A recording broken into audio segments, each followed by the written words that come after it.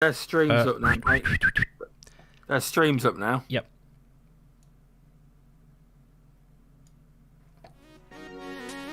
Cheers, buddy. Okay.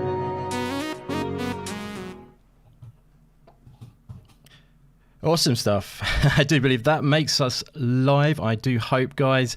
I think we are live on YouTube. Give us a shout in the chat if we are showing, if we've appeared. I do believe we have, because I've got myself coming through. Always a good start to the show when I make myself come through and hear myself. But yeah, thank you so much for coming by, guys. We're ready for some future games show goodness. I can hear myself twice for some reason. Why can I hear myself twice? I'm sorry, guys. What's that? Must be the new headset. That's a good point. Oh my god. Why can I hear myself? Anyone got their thing open or anything like that? Let me just close all these out just to make sure there's nothing. There's another one, a sneaky hidden window. I want to start. There was another window hidden behind on the second screen. Sorry about that, guys. What a professional start to the show.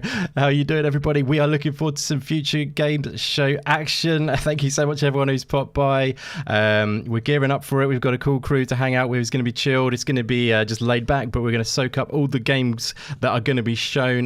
Last year's future game show was pretty damn awesome. A lot of people had mega high expectations as normal. Keep those expectations in check. They have some great indie representation in these events, and that is what I love, obviously. So yeah, just want to say thanks so much, everyone, for joining us. I think there's going to be some really cool games shown. There's been some good hints around Twitter, but quickly I want to dive into a few little intros, and then we'll get this show going. The actual show will be kicking off at 10 p.m, which is on the hour, so not too far away. There's a 15-minute pre-show starting at the 1:45, but we're going to get a little bit of intro action going now before that kicks off. So thank you so much, Fastback, for joining me again. It's great to have you back, my friend. It's been a little bit of a while and I've missed you, my friend, so thanks so much for coming on. Yeah.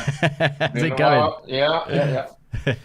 Just been working a lot and trying to get in some gaming here and there, doing some retro gaming on my SNES, and I'm excited to see what's going to be shown here.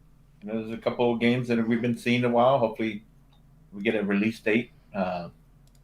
Yesterday I was really excited seeing Lost Paradise. Nice. Drop, so. Yeah, that was actually dropped. Was that a shadow drop? That. Yeah. Yeah. So, cheeky. Yeah. Hopefully we get a couple here. Artful Escape or so. That'd be nice. Tunic. So, yeah, I'm excited. And then we got tomorrow too. So. Indeed, we got double whammy with Idea Xbox tomorrow, which I will be streaming as well on the channel, guys. So look out for that. But excited to be doing both for sure. And yeah, thanks for being on Fastback. It's going to be a fun one today. Yeah. I know you were a fan of the Future Games show last time, so definitely. Oh yeah, that was fun. Yeah. Yeah, it's a cool show, isn't it? Excited to see how the host. That's why I asked you last time. Like, I thought the hosts last time were great.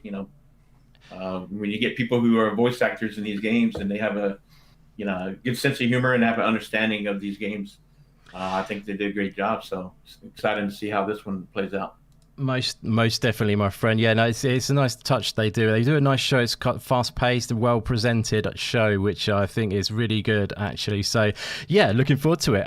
Thanks for being on, brother. And next up, we've got Luke Steele joining me again. It's a pleasure always to hang with Luke. So it's great to have you on for this Future Games special, my friend. Are you looking forward to seeing anything in particular today? And how are you doing, bro? Oh, thank you very much. Yeah, I'm looking forward to it. The last shows were good for this. Again, as you say, like, keep your expectations in check. There's no shattering reveals that come out of these, but there's always a lot of good games shown.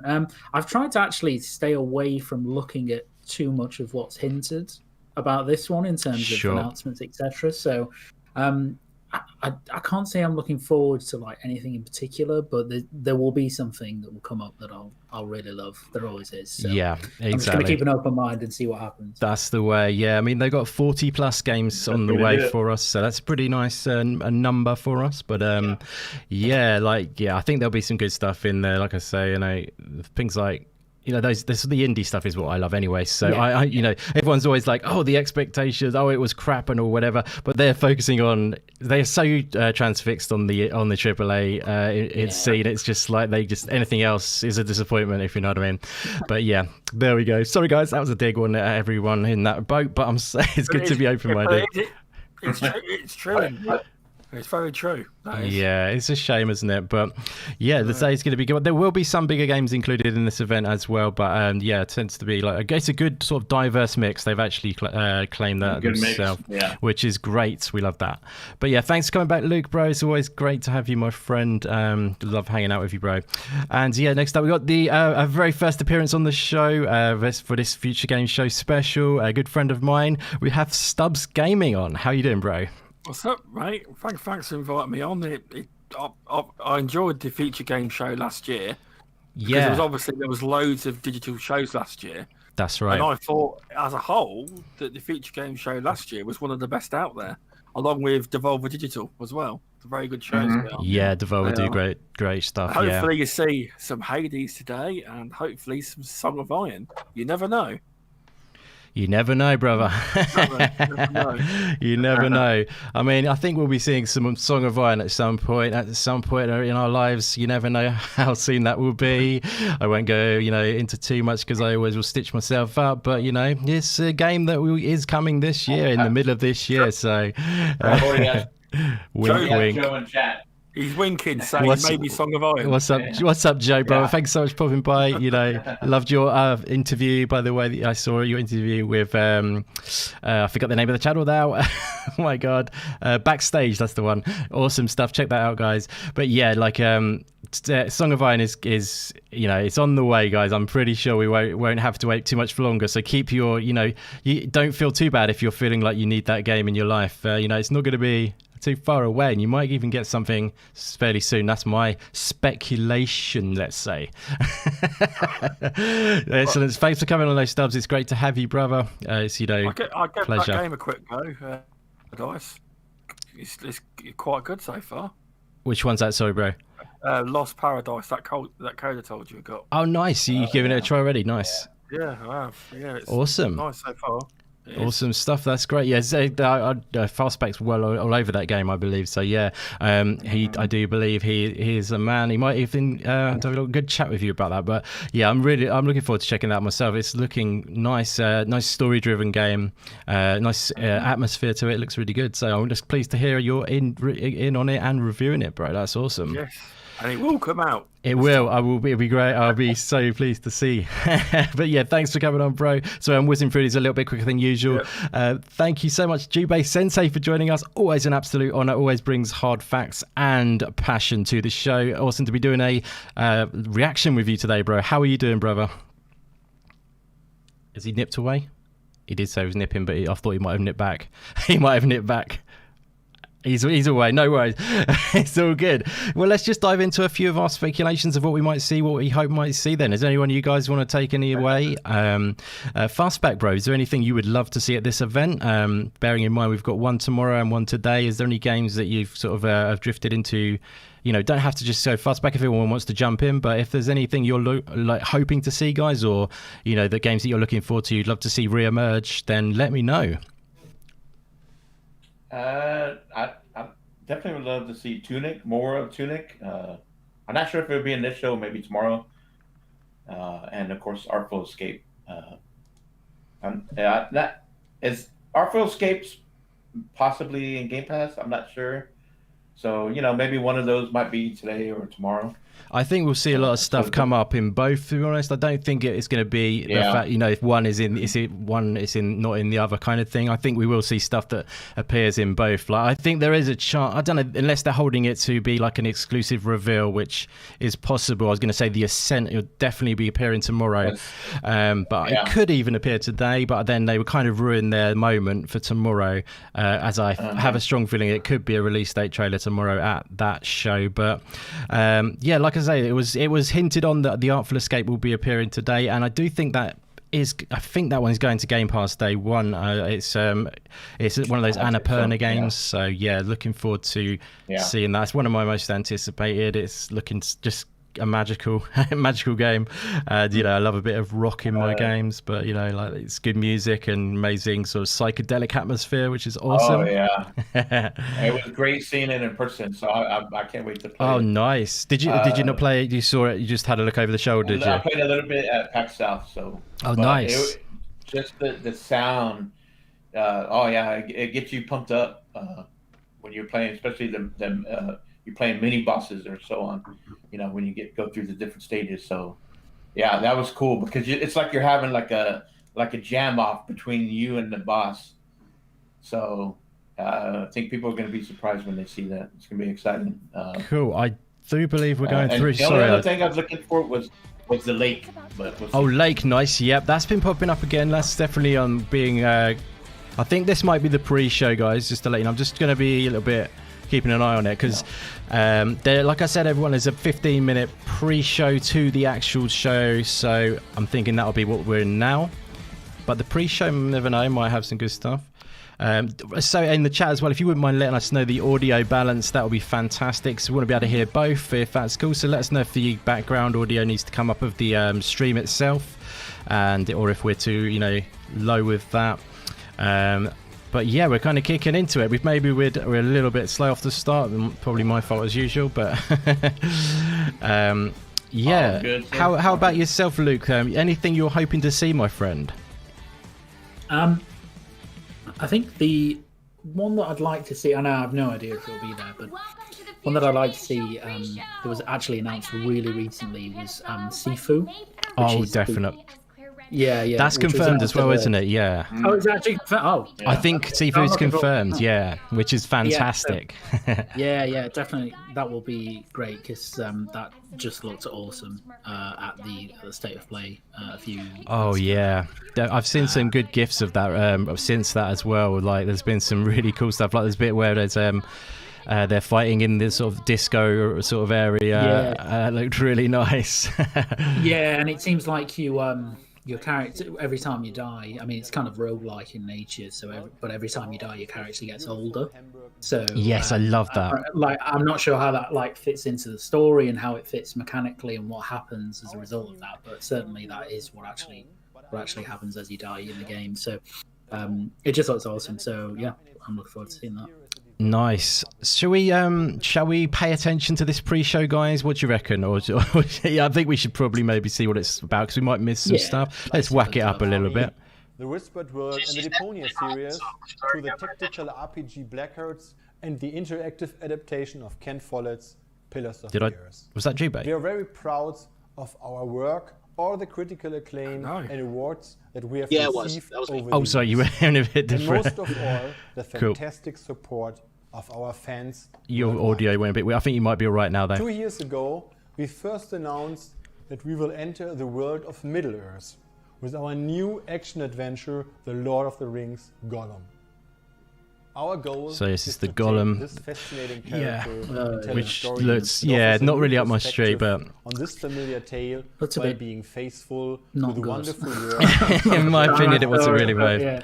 The game will be released in 2022.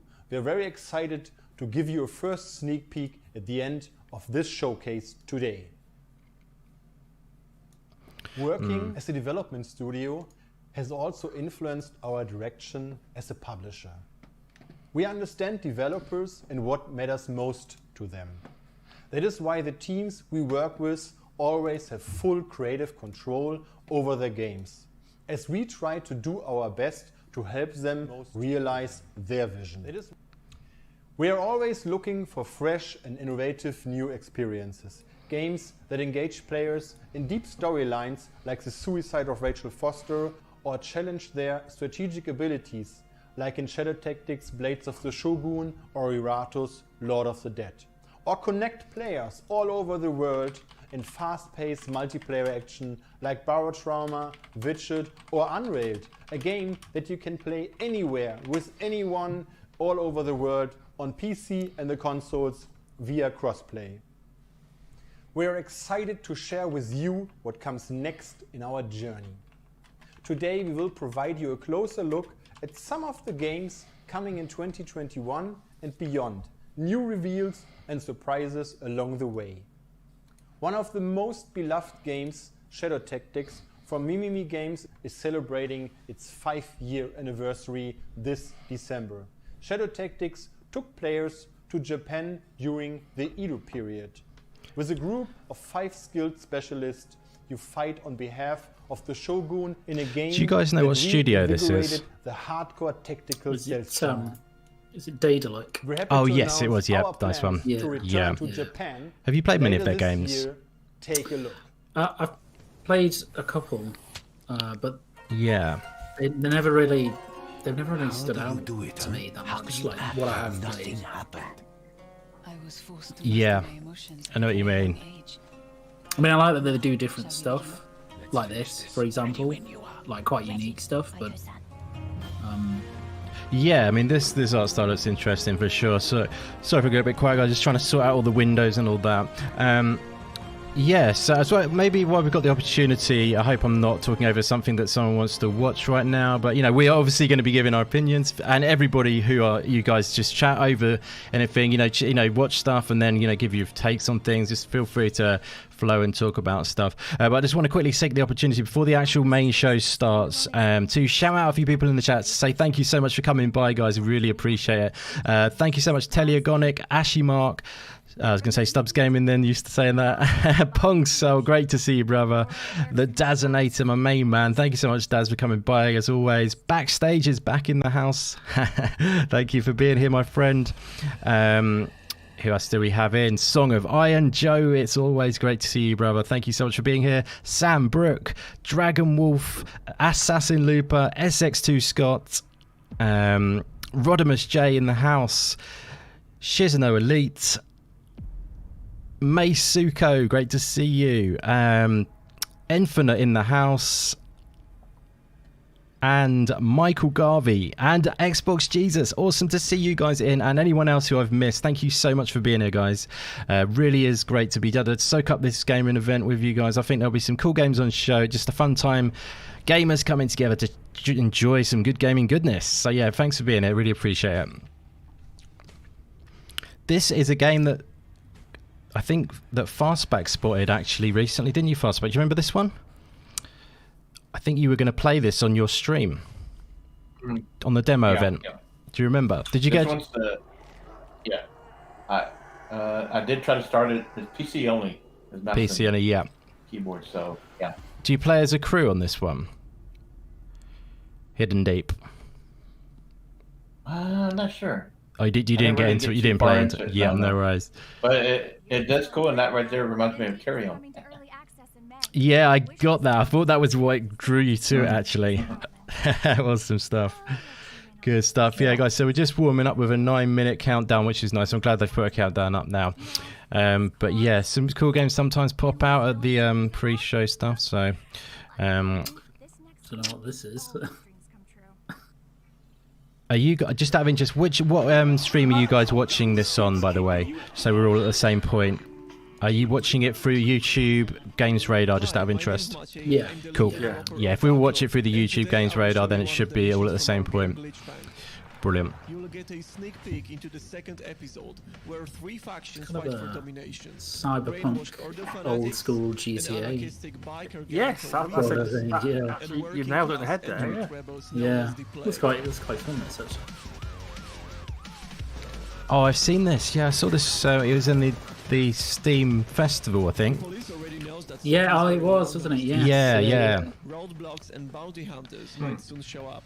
But if everything goes well, we'll see this contract finished, earning some extra cash and perhaps a new tech. What do you think the chances of season popping up, Luca? No, my luck, 0. No, yeah. Would be lovely to see it, wouldn't it? It would be lovely. It would be lovely to do that game again. I really hope. How about? Oh, sorry, go on. You go on. No, I was going to say, because it's definitely not going to pop up tomorrow because it's not been announced for Xbox. So I'm hoping. Exactly. Yeah. It comes up today. Yeah, that's why I mentioned. Yeah, and also. Oh my God. I've gone brain dead. Stray. What do you think of the chances of us getting some Stray action? I really hope so. I'll say that. I really hope so. It's hard, isn't there? So many games, isn't there? It could come up. Yeah. But yeah, it it's one of those games that I wonder how far in they are with production. Yeah, I mean, Stray, it's been developed for a long time, but it is a really small team. And it's quite ambitious. Season, I think, not as well developed in terms of time. I think they had the rumors they were having some problems, like some behind the scenes issues with the studio. So sure. I don't know if they'll just kind of keep their head down for a while, but I just need to see more of it, please. Yes, and Stray. I would love to. Yeah, they both look so fantastic. Yeah, just it's so unique. Yeah. Just let us know about audio in the chat, guys, if you wouldn't mind. If there's any tweaks we need to make, like bring the game. I mean, we're kind of keeping it a little bit on the lower side at the moment, but when but just let us know if we need to tweak anything just to make sure it's right for you guys.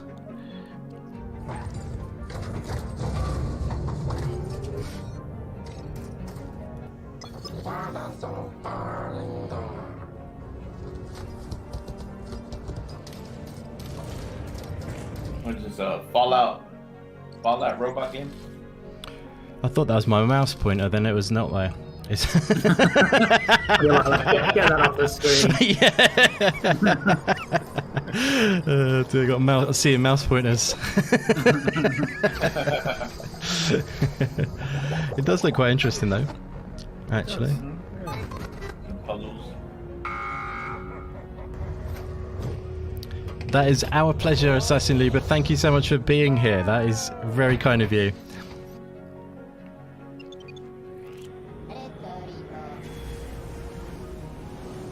It's really interesting. It's called. Yeah. Hey, it's Bebop.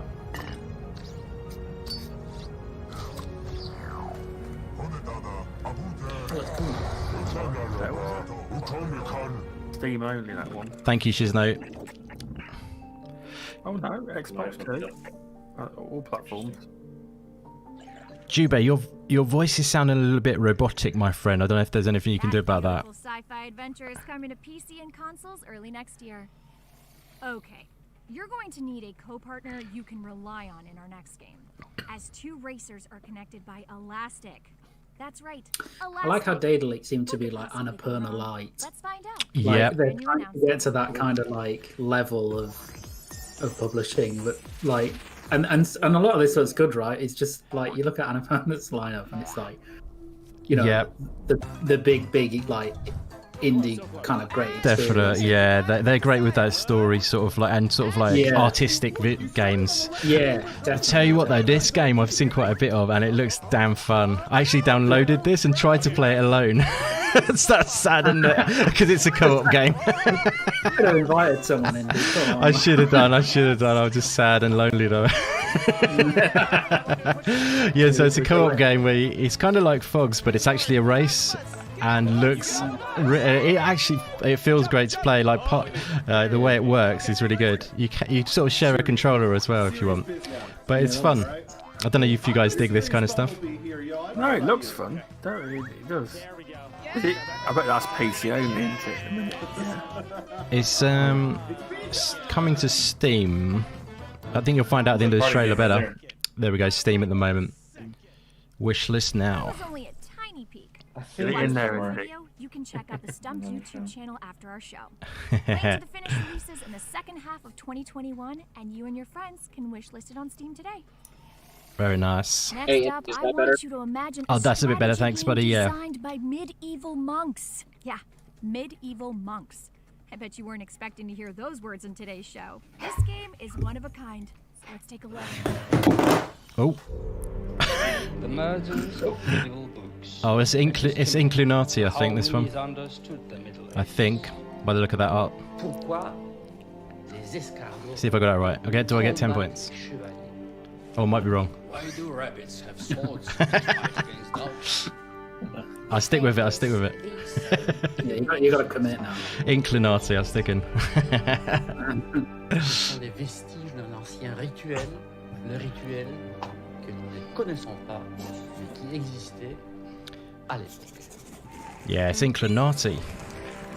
I've actually never seen this, but oh really? Kind of in a good way. It's cool art, yeah, definitely. The volume of the stream of their streams all over the place. Yeah, flick it down and then flick it back up. Yeah. It's because it's Daedalic. Play. They can't get it right, yeah. I can't get it right. They're gonna hate us. Let the battle commence. Okay, it's Gollum time. Let's see what Later this looks like. 2021, so make sure to get it wishlisted on Steam. We revealed the first details. Yeah, someone fell off the chair, didn't they, actually, Mark? Form there. I think someone fell off. Was I don't know if that was Luke in his luxury setup. I was so shocked by the art style of that game, I literally collapsed. Don't knock over that delightful PC of yours. That's a beautiful PC, that is. Yeah, I like that. Thanks. One thing that isn't beautiful is this game, which... Oh, this is the Golem, isn't it? Yeah. It's getting a lot of promotion in this. Kind of a bit. The thing is, like, I don't know how you can make an entire game playing as Gollum, like, compelling. Yeah. Like, you know what I mean? Like, it's just not... Well, don't know. It doesn't look too bad now. Quite nice. you're like, oh, I wish I love it now. I'm sold. I hated it. I went to love it. I mean, there's a lot that he went through before, you saw him in the movies. Yeah. We haven't heard And that about. wraps up our pre-show. From ninjas in feudal Japan to the darkest corners of Middle Earth. I hope you've enjoyed these sneak Never peeks watched a and Harry reveals. Potter film, so I A wouldn't huge know. thanks to Daedalic. It's Lord of the Rings. That proved Lord of the it. Rings. Exactly. That tells you all you need to know. I'm your host, Stephanie Panizello, and it is time for me to hand over to some other Resident Evil friends for the future game show. Take it away. There we go, boys and ladies. Let me just quickly flick to. Oh god. Oh, a flash of key. Are we maturing up for this? Oh, Sifu, baby. I was going to give it that screen a bit, and we'll go full screen in a bit, maybe. Oh yeah, I was going to say Kina. We really wanted to see Kina. Cris Tales. Yeah. Yes. We're going to ruin the whole show now. Love it. I'll just show a bit more of the guests, and I'll move full screen in a minute, guys. Hello and welcome to the Future Game Show. I'm Nicole Tompkins, though you may know me as Jill Valentine in Resident Evil 3. And today, we have an absolute monster of a show for you. And if I've learned anything about monsters, it's that they're best tackled with a partner. So please join me in welcoming my co-host, Jeff Shine. Hey, Nicole. And hey, everybody at home watching. My name is Jeff Shine, but you might recognize me as Carlos Oliveira from Resident Evil 3. Nick, I feel pretty good about this. I feel like it's nice to get the team back together. We do make a good team. Though, I mean, hopefully today's a little bit more even-handed, because I tend to do most of the heavy lifting, fighting Nemesis like 16 times, getting the subway back on. I hate to butt into the main show, but I think I had it pretty tough in Resident Evil 2. 2 words for you. Mr. X. That's fair. The important thing is that nothing bad can get us at the Future Game Show. So, over the course of the next hour or so, we'll be showing you guys gameplay and trailers from upcoming games for PC and console for 2021 and beyond, with some exclusive trailers and developer interviews. World premieres, exclusive trailers, and a few surprises in store. Let's kick off with our first world premiere, and I want you guys to wrap up, get warm, because things are about to get chilly. World premiere. So, any word on Kai? Or his supposed crash? Don't, please. Nobody's ruled it a crash anyway. They said it just vanished. I don't know, sis. Once is bad luck. Twice, well... Nice voice acting. It's that damn robot. It kind of reminds me of always watching him. Firewatch. Yeah, I was just going to say that, actually. It's obviously not, because Campo Santo are doing stuff. They've basically quit now, haven't they? Unfortunately. They were making another game, weren't they? They were making the Valley of the Gods. Valley of the Gods. Yeah, it's a shame. This looks nice. Yeah. He couldn't have done this on purpose. Who knows? I never did understand that kid. Futuristic Firewatch. Not really. Yeah, that's that element. At least he's not alone this time. Little Charlie and Amelia, though, they've been through so much already. It's not just the look either, but the whole dynamic of like one guy. Yeah, back and forth. Back and forth. Yeah, absolutely. I'm liking the look of this game. PC. Oh, console. Nice. Arctic Awakening, nice.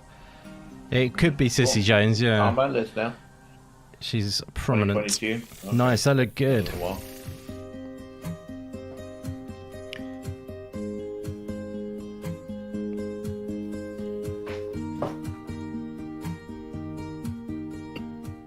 Hi, I'm James Simpson, director at Goldfire Studios, and we're working on a game called Arctic Awakening.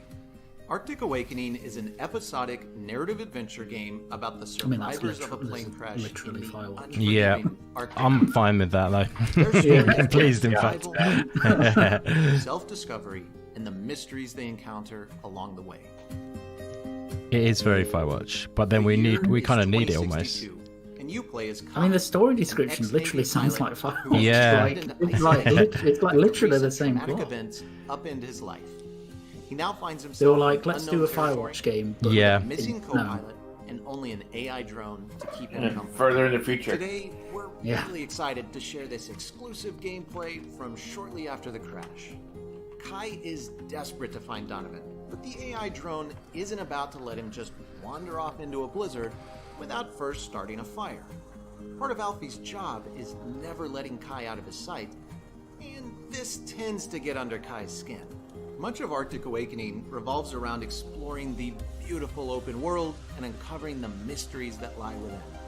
However, the choices you make, or don't make, through your actions and fully voiced conversations directly impact how Kai's relationships with the other characters evolve. Slap the like button, peeps. Come on.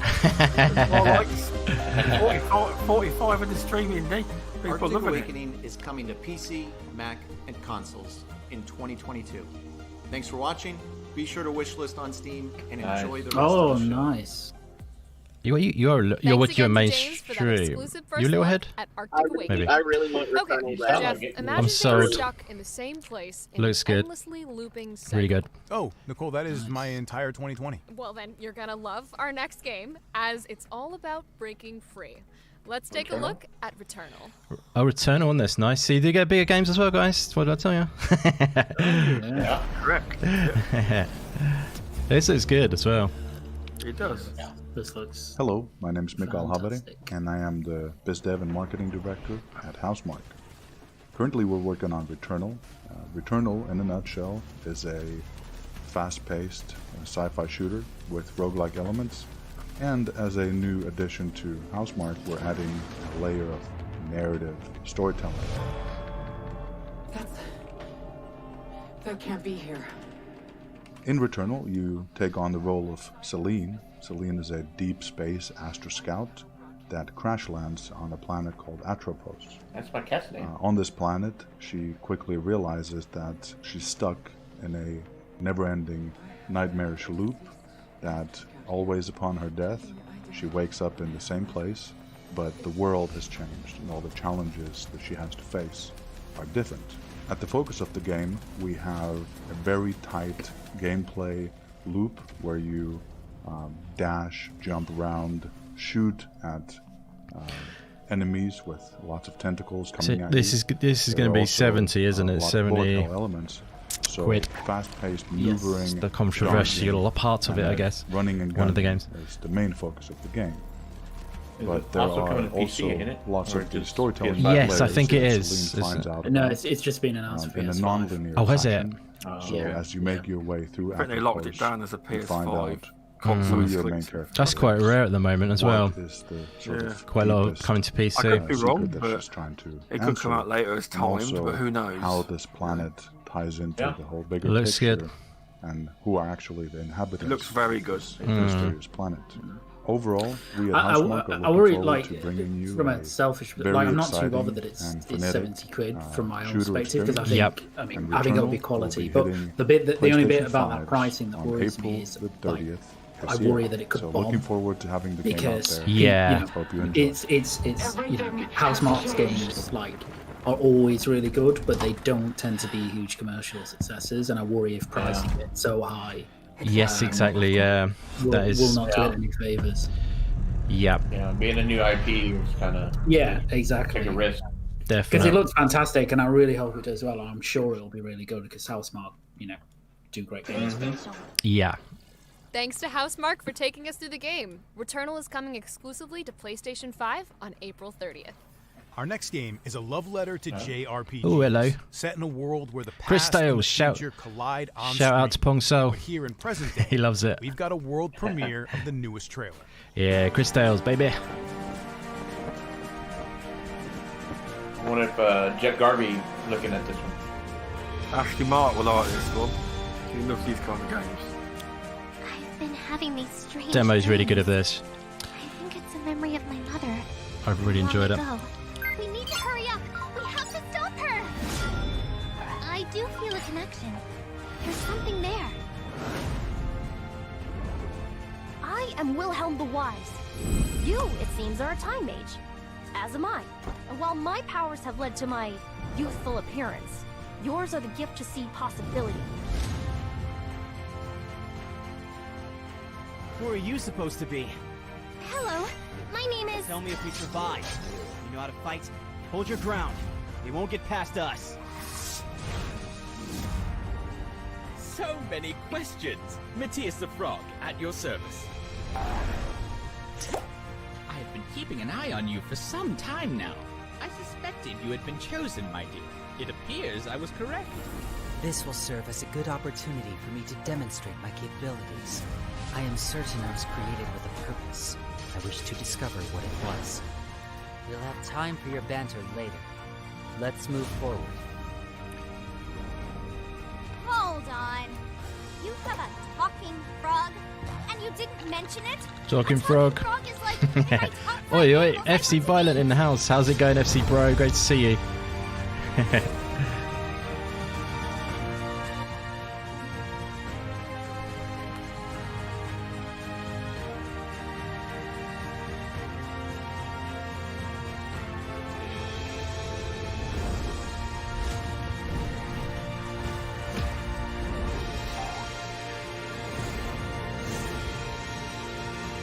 Sure, they said they released their demo for that as well. They already have. Oh, they already have, sorry. Coming this July, yeah. I played the demo. Cris It's really Tales is good. coming to consoles and PC in July this year. Now, back in 2015, Is that a Axiom JRPG? Verge JRPG, yeah. with its retro Metroidvania. Different art style. Actually, it's a love letter to JRPGs. So, oh, is this Axiom Verge? And the work of just one Yeah. developer. Yeah. So prepare to feel very lazy in comparison. Axiom Verge 2. Axiom Verge 2, even. I'd love to. I'm looking forward to seeing this. Axiom Verge 2. But first, a quick Sell me. trip down memory lane. For anyone not familiar with the first Axiom Verge, here's a very brief synopsis. The story was a sci-fi adventure in which you play as Trace, a scientist who winds up in the world of Sudra. His mind is preserved by machines, and every time he dies, his memories are transferred into a new, cloned body. It's a love letter to some of my favorite games growing up, including Metroid, Blaster Master, Contra, and many more. When I crafted the story, I made sure to think deeply about the entire universe of Axiom Verge. How did it come to be? How was it related to our world? I ultimately decided to break the full story of the Axiom Verge universe into multiple parts, with multiple perspectives, each intended to be its own game. And now, the next chapter is ready to be revealed. I don't want to spoil things too much. Still one guy, I believe, as well, Most of making Axiom this. Verge 2 is set before That's incredible, the events that of is. Axiom Verge 1. Thomas Happ, I think. They're each standalone, complementary experiences, so you can play them in either order. In Axiom Verge 2, you play as Indra, the mysterious billionaire behind the worldwide Globe 3 conglomerate. Hiding in Antarctica is what appears to be an ancient, alternate Earth, complete with mountains, lakes, deserts, and the ruins of a civilization. But you get the feeling that something else is lurking just past the fringes of reality, waiting to pull you in. Although Axiom Verge 1 and 2 flesh out different parts of the same overall universe, their mechanics are quite different. The games share the same DNA, and fans of the first game will definitely feel right at home in this one. But make no mistake, this isn't just an iteration of the gameplay you saw in the first game. It is a complementary piece of the overall puzzle that is Axiom Verge. Now, it would be customary in a developer commentary with lots of details. Solo devs for the win, Joe. Different mechanics and introducing enemy Love it, types, bro. bosses, and weapons. But I'm really hoping to avoid spoilers here. Even mentioning that there are spoilers is itself a spoiler. But one thing that has not changed is that there are tons of hidden areas for you to explore and mysteries to find.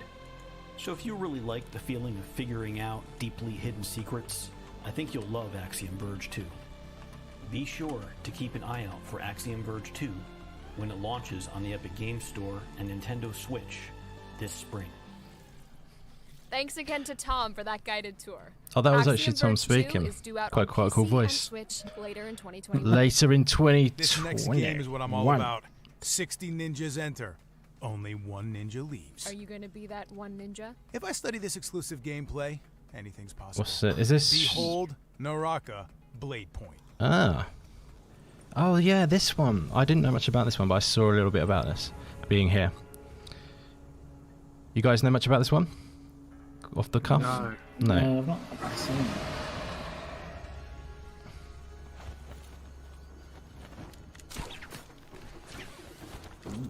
Interesting. Sekiro vibes a little bit. Yeah. Old Tenchi vibes. Yeah. That's cool.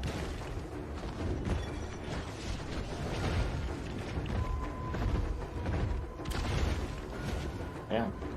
Need an arrow.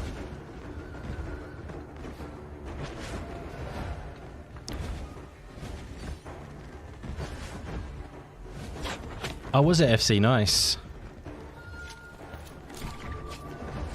It looks pretty damn cool, the gameplay, actually. I don't know why they kept it so stationary for a long time then, though. The movement's really cool, isn't it? Yeah. Looks nice. Nice lighting.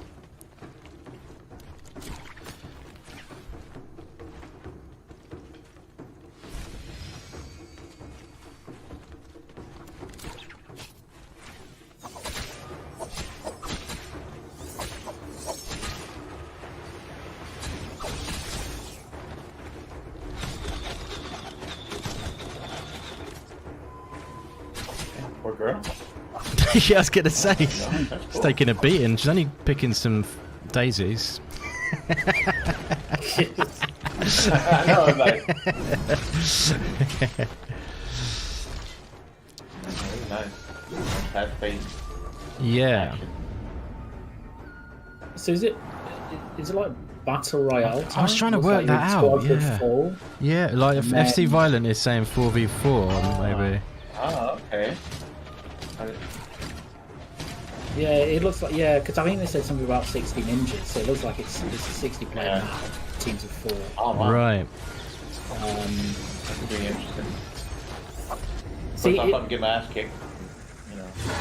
It looks cool, but like, I don't know how high the skill cap would be on this. So like, do you know what I mean? Like, it kind of, it kind of puts me off in a way. If I'm completely honest, you know, just personal preference of a style of a game. Like, if it was a sort of story-driven game like that, I'd be all over that. But you know, I'm open-minded, so check it out. But I would like to see more because how long? If they had a story with it, along with it. Naraka Bladepoint is developed by 24 Entertainment and is due to grapple hook onto PC this coming summer. This coming summer. Next up is an open-world action-adventure that took Kickstarter by storm back in 2019. And once you've seen it in action, you'll understand why. Here's Weston Tracy with an It's fine. You know I don't need that, bro. When you've beat Hollow Knight, you can join us in the on the throne if you like FC. Oh shit! I guess I gotta go. Sorry. He's gonna bring Ori up probably in a minute.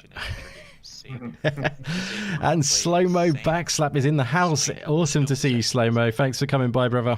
As you explore, you'll discover your origin and your place among the characters you meet. You'll have to either battle, evade, or persuade your opponents into joining you. in order to rebuild the broken world of Arcadia. At its core, there are 3 things that make Savior special. First is the combat system. It was inspired by playing years of Punch-Out on the NES. So you and many of your opponents have the ability to strike, dodge, and parry, which adds realistic strategy not really found in the genre. Opponents strike fast, but they all telegraph their strikes, so you'll learn their attack patterns and surely best them over time. The early enemies don't block so well, so you can kind of button mash your way through. But as you progress, you'll need to watch for telegraphs and time your dodges, blocks, and counters carefully. Things get dicier when 2 opponents attack at once. They'll always try to surround you, and it's best not to let them. Next is movement. Sam runs and jumps like any other 2D action game characters, but she does much Looks more. interesting, definitely. With our addition of parkour, especially the ledge grab, she bounds through the terrain with a unique and satisfying fluidity. The dozens of animations and movement commands make movement a standout. The movement's feature. brilliant. Just running around. Yeah, I like how they've kind of added a lot Arcadia is of a like, land kind of divided. additional frames. To, 100%. Their deity for 1,000 years. They're led Great by the point, laws yeah. of the creed. Because you usually think you'd see this kind of game, you think, oh, it's going to be very just simple animations, don't you almost? Yeah, but they're actually quite. Any who oppose the creed are banished and dropped into the depths of the planet. They are known as the Fallen. Yeah, this looks great.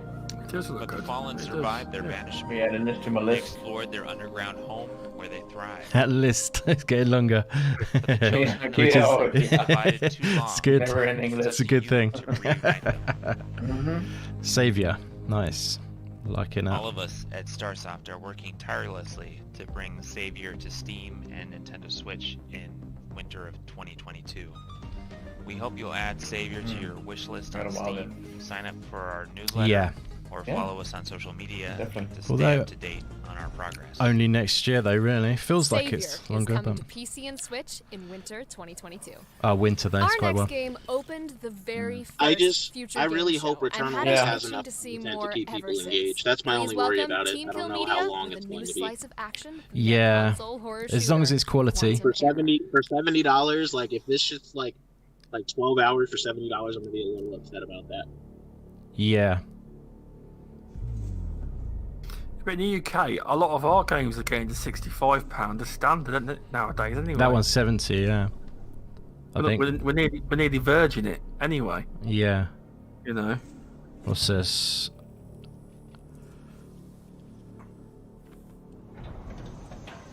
Oh, is this Quantum Error?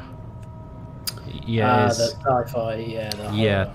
It's, they showed this last time on this show. What was it? Future Game Show. What are we watching? The show we're watching. Thank you. Future Games, baby. Yeah, but it's looking interesting though. Like, good atmosphere. This was PS4, PS5, and PC. Is that right? Or was it other platforms as well? I'm not sure. I think it might have been that actually, potentially. Yeah. We'll find out in a minute, I guess. Look good. I like that strafe. It's quite cool. A quick strafe out the way.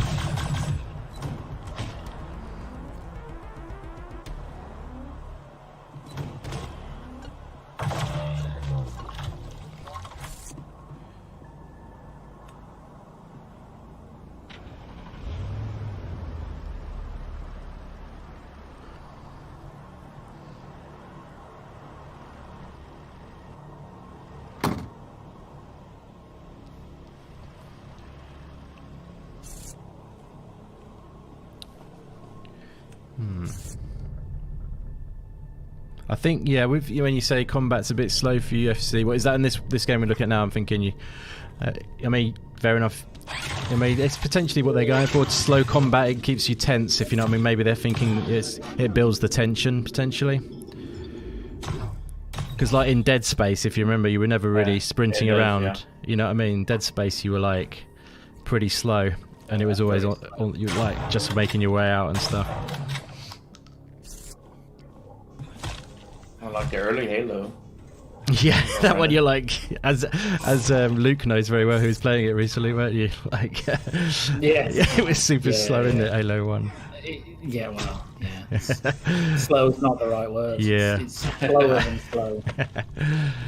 I don't think that's a creative reason, though. I'm afraid. I don't know. It might be a reason. I think this looks good. Yeah, I saw a triangle there, so that must be being on the. Yeah, it could well be. I mean, the factor.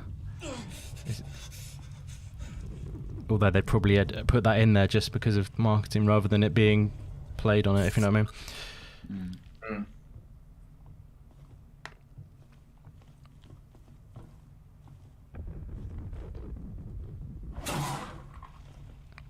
Some quite nice It is interesting. effects you know, going like on. Scorn is coming out on Xbox, so this is kind of like that Scorn-like. It's kind of slow. Yep. Got some horror, sci-fi horror.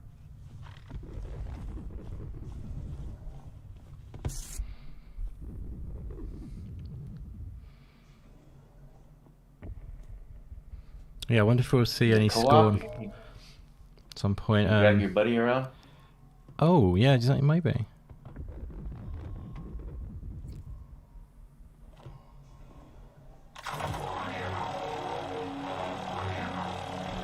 See, if it's co-op, that'd be me. I'll be the one who's driving around. Yeah. I'd have to rely on Coop. Help, Coop. Yeah. Coop's the hero. There you go. Xbox Series X as well. That was just 4 minutes of terrifying quantum error, which is coming to PS5, PS4, That's and interesting. Xbox Series X and S. To see the extended cut of this playing demo, as a fireman? check out Games Radar tomorrow. Oh, yeah. The next exclusive trailer is unlike anything you've seen before. It's a playable metal album where the action brings the lyrics to life. Here's the newest trailer of Bird and Cage. That means it's not. Not yet ready. That means it's not going to be what I thought it was going to be, because that's probably what they were hinting at, isn't it? I thought they were. Maybe I misread that then, because didn't they just say this is a playable rock album? This looks good though, regardless. That means potentially we won't be getting the Artful Escape then, but we might get it tomorrow. Oh, calm down. I'm just crying now. I'm gonna cry. And not today, tomorrow. Yeah, it will be coming soon. It could. Yeah, I reckon tomorrow's a good chance of it. If not today, definitely. Oh, here you go. Gets intense. Yeah, there's a lot of games with kind of like metal. This is definitely rock I've been opera, seeing isn't that it? more lately. Yeah, it's pretty cool.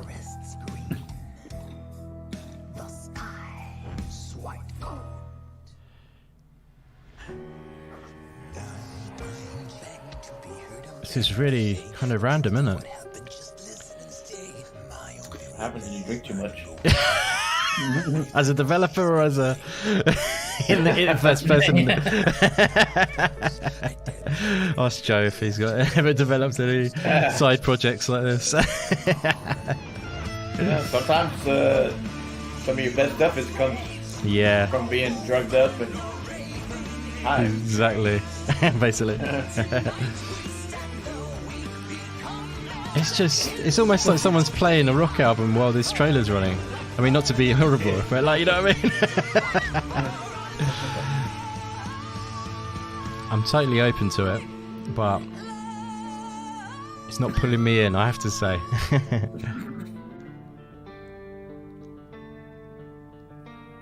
Is your drug dealer? Oh. All in games as well.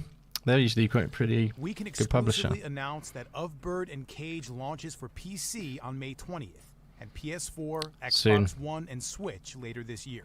You can wishlist the game right now on Steam. It does. I mean, it's interesting. I'll always love it when they do unusual stuff. Here we go. I thought this would pop up.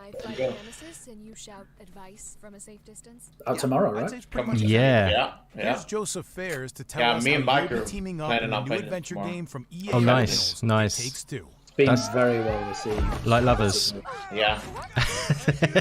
Because it's a man and a wife, isn't it? So you're gonna be like lovers. This looks really good. My name is Joseph Forrest, and I'm the founder, and writer, director at Yes. It's gonna be jealous. A Way Out. He's and awesome. Now the new game coming out March 26th. It Takes Two.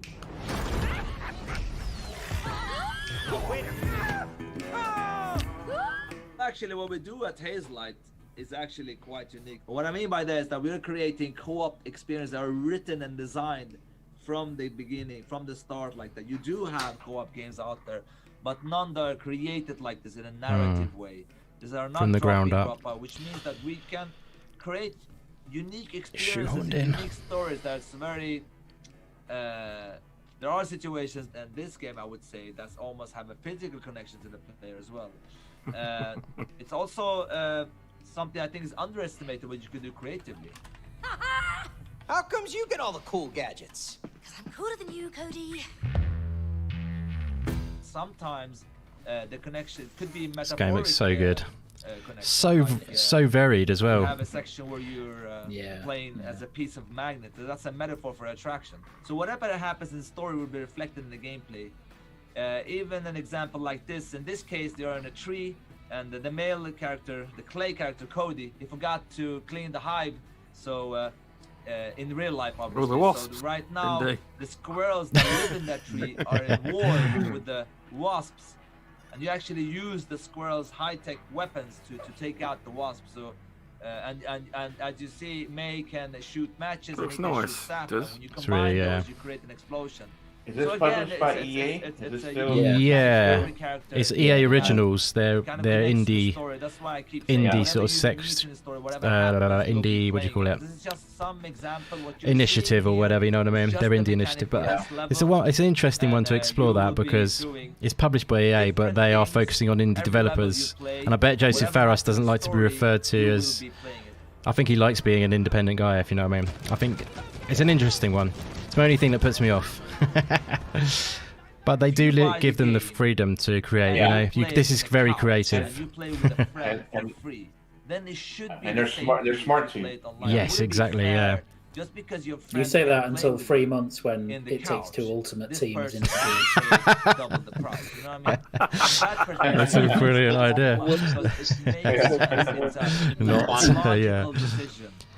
But you know, like A Way Out was awesome as well. Their previous game, really good. I think this one looks even better personally. Wild ride to play this game. Yeah, A Way Out was really cool. It wasn't as good as Brothers, though, which was. I have to admit, I missed that. That's terrible, aren't I? I need to get to that. It's terrible. That's not actually co-op, is it? Is you control both, don't you, in that one? Yeah, it's a single player game. Yeah. I'm gonna have to do that because it's always so cheap as well. Yeah, it's fantastic. All right, so the game is coming out on March 26th. It will Really? be on All the other games have been on the Switch. PS4, PS5, Xbox, Xbox One, Xbox X, Series X, and I don't know, but not Switch for now. We don't have any plan for it now. Who knows in the future, maybe. But other than all not the Switch. Wow. future console, the next gen. Stubz, are you ahead of us? What stream are you watching, Stubz? Are you watching it on YouTube? Games Radar on YouTube? Take advantage of friends Games Radar. It Takes Two Oh, I got launches behind. on PS4, No, you're ahead of PS5, us, I think. Xbox One, Oh, Xbox sorry. That's all right. Are you Series watching it on X, Games Radar on and YouTube? PC Yeah. tomorrow on March 26th. That's all right then. Don't worry. I don't know what. You must have good internet or something. Our next game is like Cyberpunk meets Sherlock Holmes as you crack cases in virtual worlds. Are you ready to play Digital Detective in Gamedec? Gamedec. This looks interesting. World premiere. This might be up Hong Sell Street. It's a Bit strange Cyberpunk. profession. Oh, it's loud again. Gamedec. Neither player nor detective. World premiere. I remember. You know the this one rules before and that. how people break New trailer though, I think. I think I believe, we're at the digital same trail. point now. I've caught it up. Oh, I think you were ahead of us though. Don't worry, buddy. That's all good. Just press live on Games Radar and you'll be all right. a flaw in the source code. As long as we're ahead of everybody in chat. Backdoors used by Yeah, cheaters. yeah, that's true.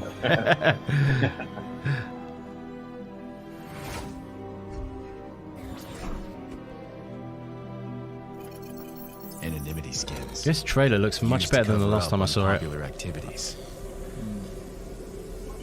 All can be found. All can be traced. With a lot of skill and a little bit of luck.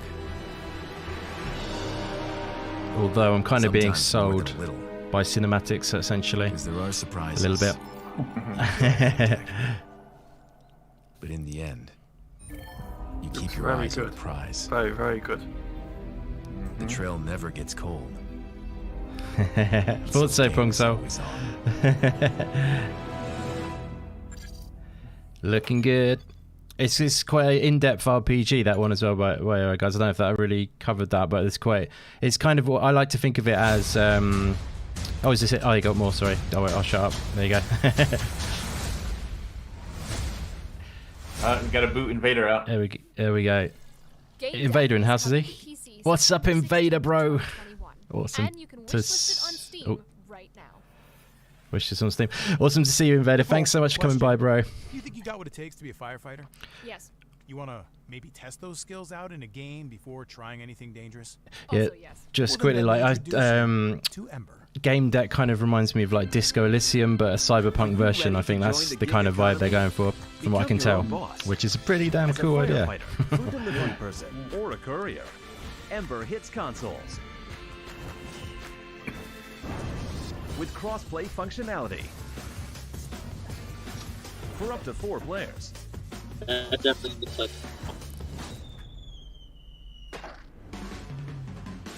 Rescue together. Escape together. Deliver together. Boss fight together. And salvage together. Risking your life for money has never been more rewarding.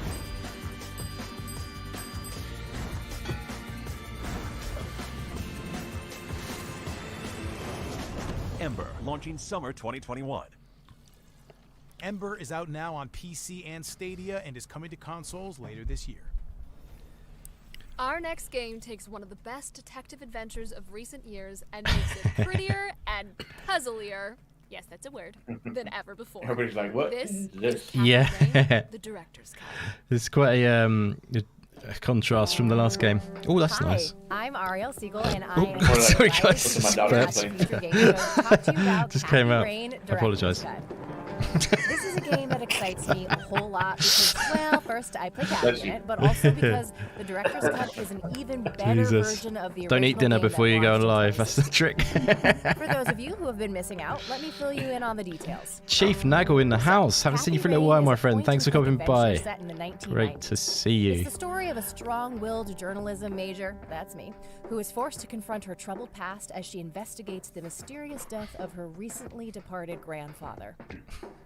Armed with her motorcycle, a pack of cigs, and a notepad, Kathy delves into a local mystery surrounding her hometown that takes her on a harrowing journey of emotional and personal turmoil. The Director's Cut features an extended story with more puzzles to solve and new areas to explore. There's also an expanded and puzzles. remixed soundtrack. This is a game for Infinite. Come on, Infinite. Infinite doesn't like speak, doesn't like thinking when he plays. Apparently, that's why. That's why I signed Sassalupa can think for him. Yeah, exactly.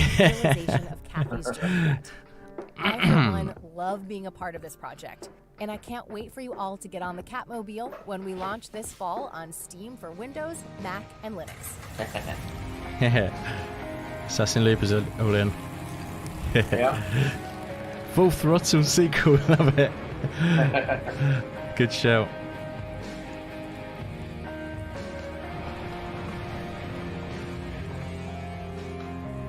That's pretty cool. Thanks to Ariel for 17 showing us coming Kathy up. Rain, the Director's Cut, which is coming to PC later this year. Now it's time for a sneak peek at what's in store from our pals at Team 17. Ooh. Oh, how many hours have I spent playing Worms over the years? I once fought giant mutant worms in a sewer. Oh, this looks good. Nicole. Sorry, I'm ahead. You are ahead. Wind it back about 5 seconds and you'll probably be about the same as us. Overcooked all you can eat. Awesome game. If you haven't played Overcooked, definitely do it. It's so good. Yeah, I struggled with that game, so I don't know why I'm saying it looks good. It is so good. It's so much fun. Yeah. It takes real cooperation. That's why it's so genius. Oh, it's a sizzler reel. Narita Boy, yeah, from Team 17, all Team 17 games. This is coming out on 30th on Xbox Game Pass. So definitely check it out. Looks really cool. 80s vibes.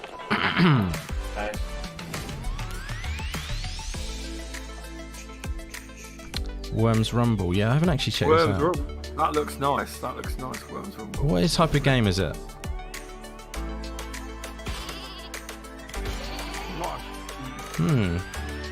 Interested. Yeah, I reckon it's going to be cool. Slow-mo, bit of Narita Boy. Interesting for sure. Cool pixel art, and it's kind of like you get sucked into sort of like this computerized world where you're sort of sucked into like the Matrix kind of thing. It's pretty cool.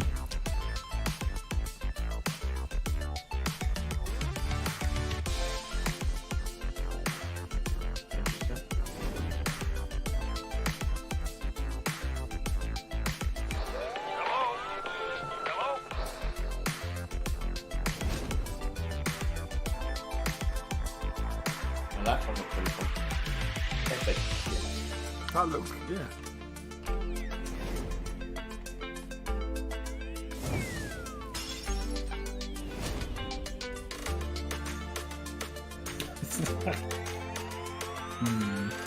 It's not inspired by any particular game, that one, is it?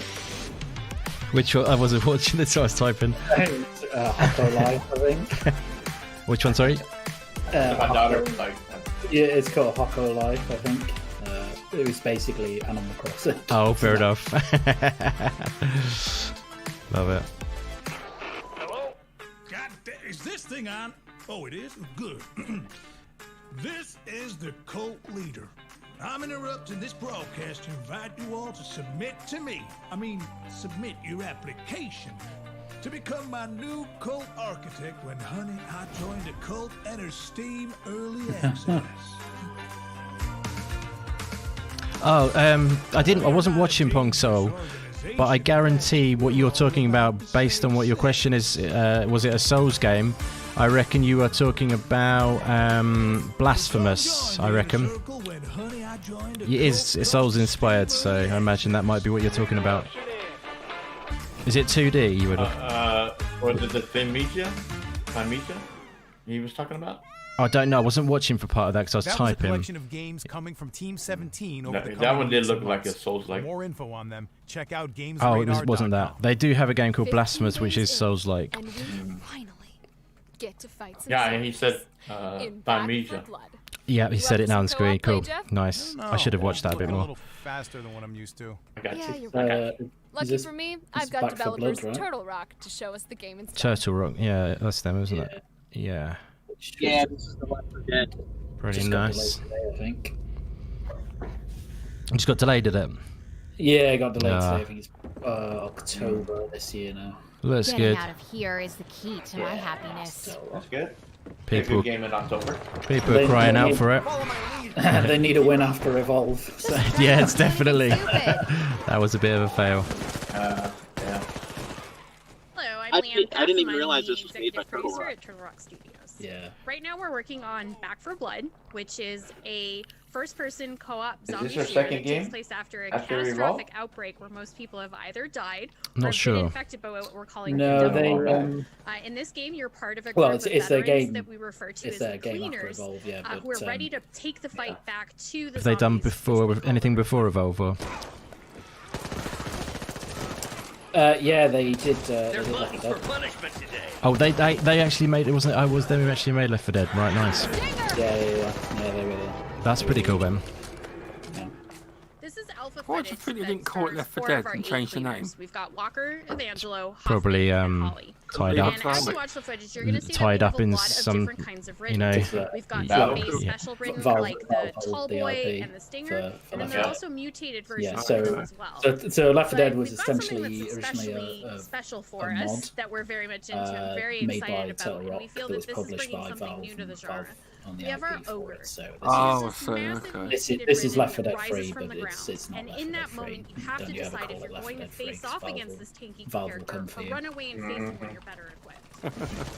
It looks good though.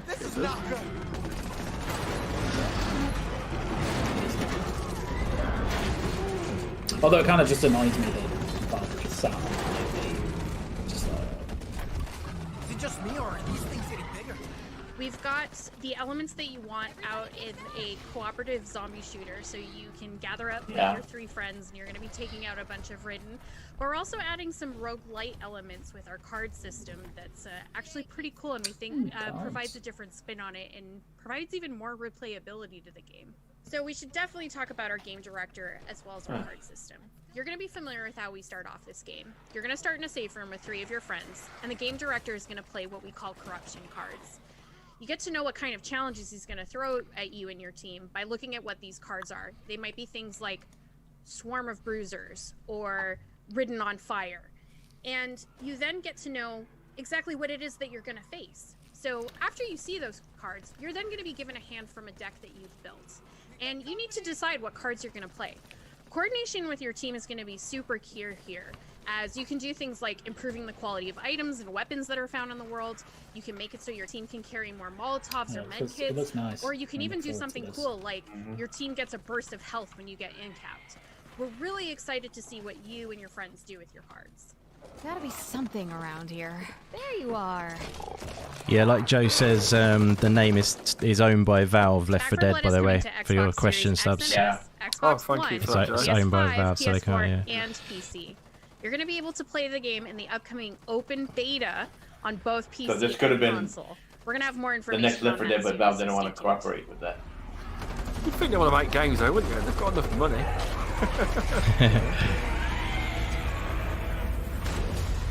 Looks good. They're not really into publishing though right now. Thanks right? to Turtle They don't need Rock to. for showing They're us rocking how the money real in zombie big killers do time. it. Don't They don't. Ever wondered how it Yeah. would feel to be a Warhammer Yeah. miniature? Here's the world premiere of the new cinematic trailer for Warhammer Age of Sigmar, Tempest Fall. Take it easy, Animated Evil. Oh, is he up? Get some rest, brother. Thanks so much for coming by, Animated Bro. Really great to see you. Take it easy. Once mortal, we stood against enemies of order. Our souls, freed from the weakness of flesh, arrived at the gates of heavens, shaped by righteousness. We forged in thunder, clad in living armor. We come down among lightning to protect the mortal realms once more. We are Sigmar's wrath manifest. In his Hell yeah, Shizna. Can't wait to see the idea.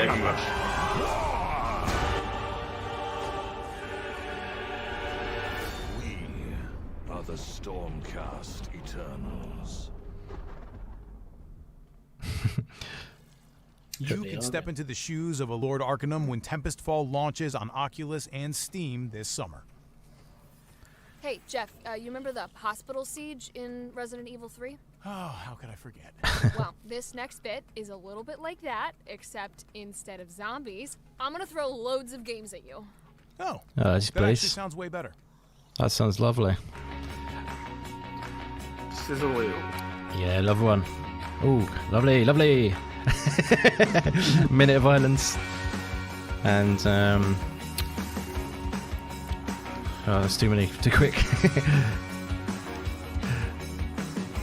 Minute of Violence got delayed, by the way, guys. It was coming out in March, but it got delayed at last minute. That's the game I streamed a little while back.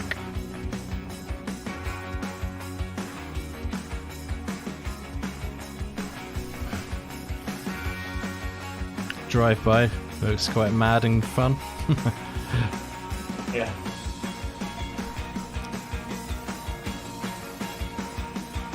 This one I've wishlisted this game. The art style looks amazing. Oh, this is what this next game. Watercolor. Yeah, the watercolor one. Yeah, that's what I meant. Yeah. Yay, Minute of Violence. Cannot wait to play this game. I've got a review copy requested and they're going to sort me out, so review expected.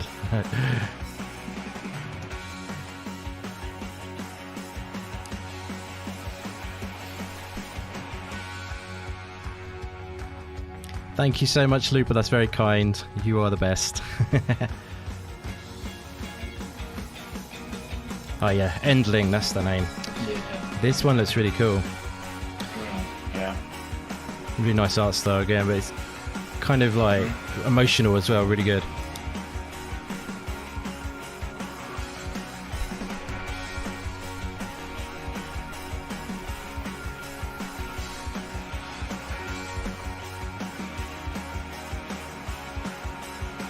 That's nice.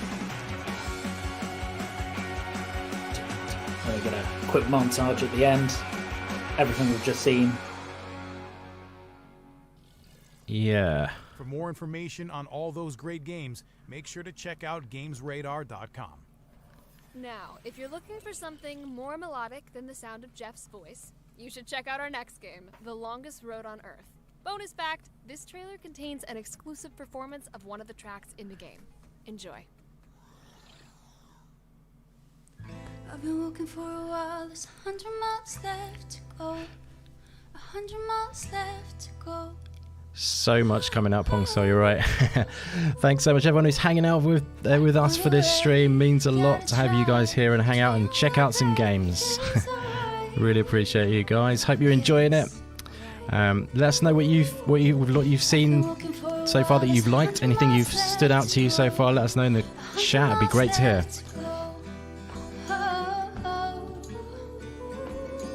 I'm running out of time, there's 100 miles left to go. 100 miles left to go.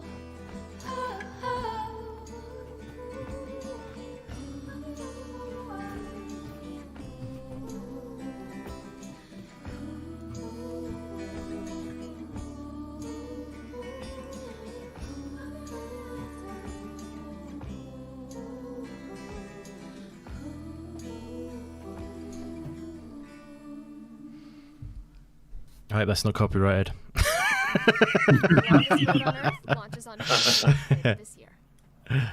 Our next game is an open-world survival simulator that put PC gamers through hell.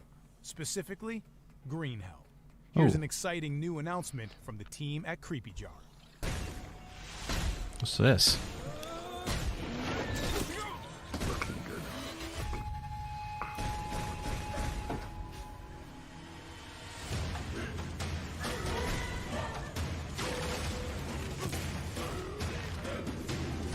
This is essentially grounded for adults, huh?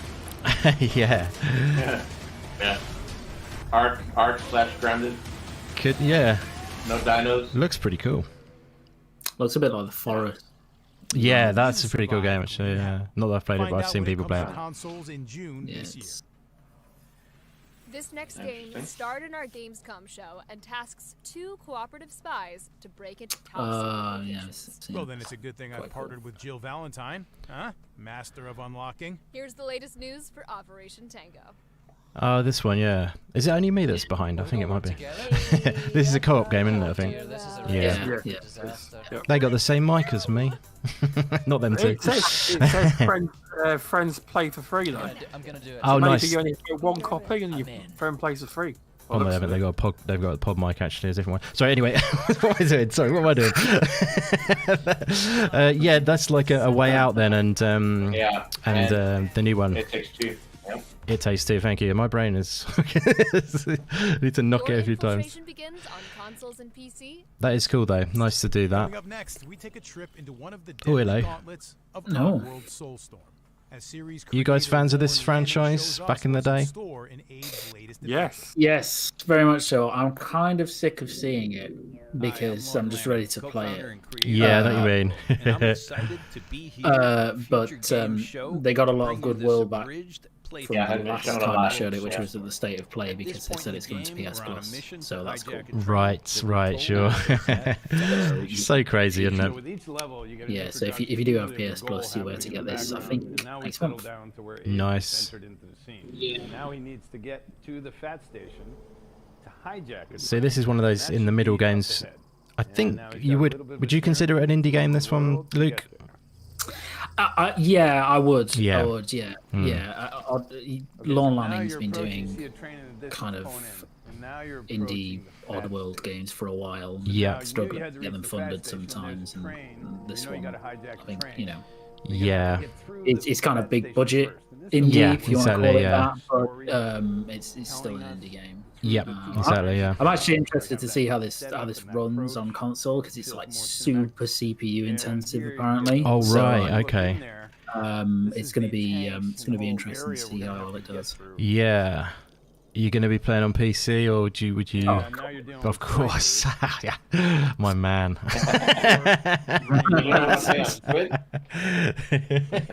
Sadly, I can't play it. I don't think it's coming to Xbox, is it?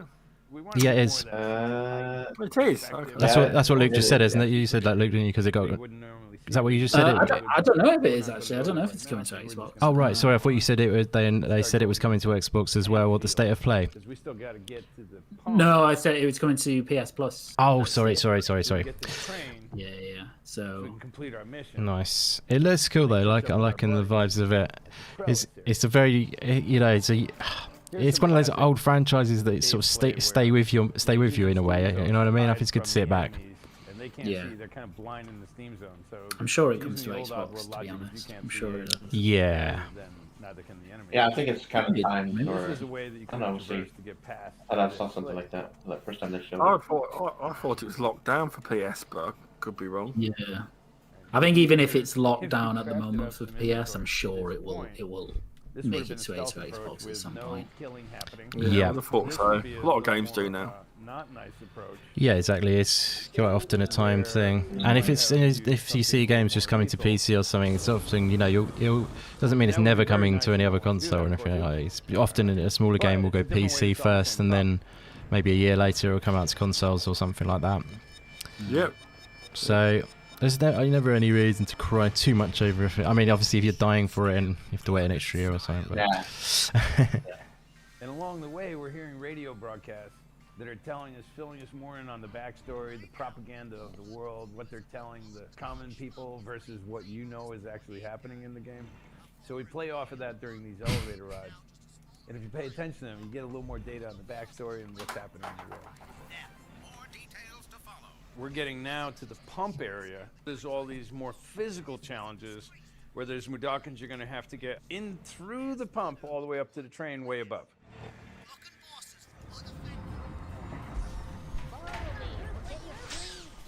So now this is like a tower of hazards. I think the last Oddworld game I played actually was Stranger's Wrath. Oh right. The Xbox. If anyone played, I want to read this. Yeah, it was a really cool game. When these cables are pulled and activated, you'll see I imagine you can't do anything about it, Jubei, but you're quite hard to decipher. You're a little bit sort of phone cutting out-ish sounding, if you know what I mean. You're on a phone or something, I imagine. More and more dangerous conditions. Jubei. Yeah. That's a bit better. Stacking up more and more, and the more you get, the easier it is Sorry, to get Bryce. more killed, even though you shouldn't. Come on, go. Okay. What is it with VGP guys? It's coming on with bad signals. Last time it was Kofi. Love you, boys. Yeah, looks cool. Looks cool.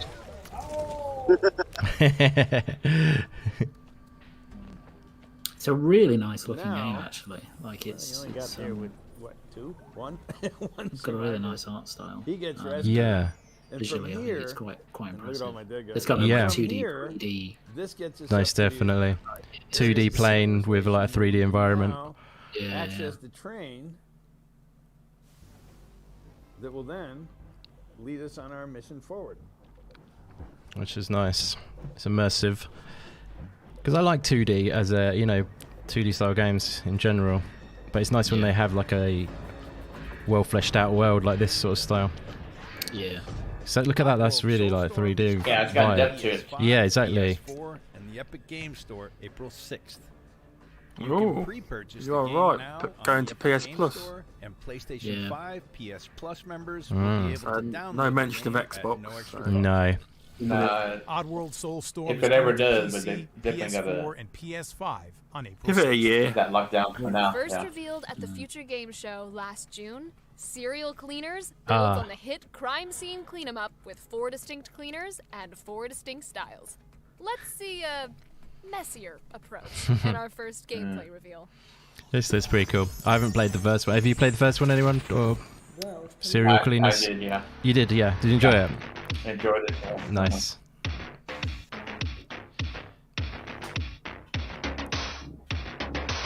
Yeah, because that one's kind of like set in the 70s. Yeah, that's right. Yeah, really like, yeah. Some nice porno music going on. Yeah, exactly. The tash and everything. And saying right now, you hear you got some good music. Yeah. You know, going along. Definitely. Cool. Yeah. Oh wow. Stepping up. Now you get to cut up the. Yeah. Wow. I'm up for it. So it's a stealth game, basically, is it? That's where the mechanics. Yeah. Yeah. Mm-hmm. It's cool. I'm in. I think it'll be fun. It looks a bit like Disco Elysium almost. Grab your mop and your rubber gloves because Serial Cleaners is coming to PC Obviously, this year. a different kind of game. On Steam and Epic Store now. In space, no one can hear you scream. Neither can they hear you say, whoa. Which is exactly what you'll do when you see the amazing things Frontier is doing in Elite Dangerous Odyssey. They're doing less video of the actual hosts this time. Last time I think they had more video cutbacks, if you know what I mean. And now it's just voiceover, which is pretty cool. Keeps it flowing.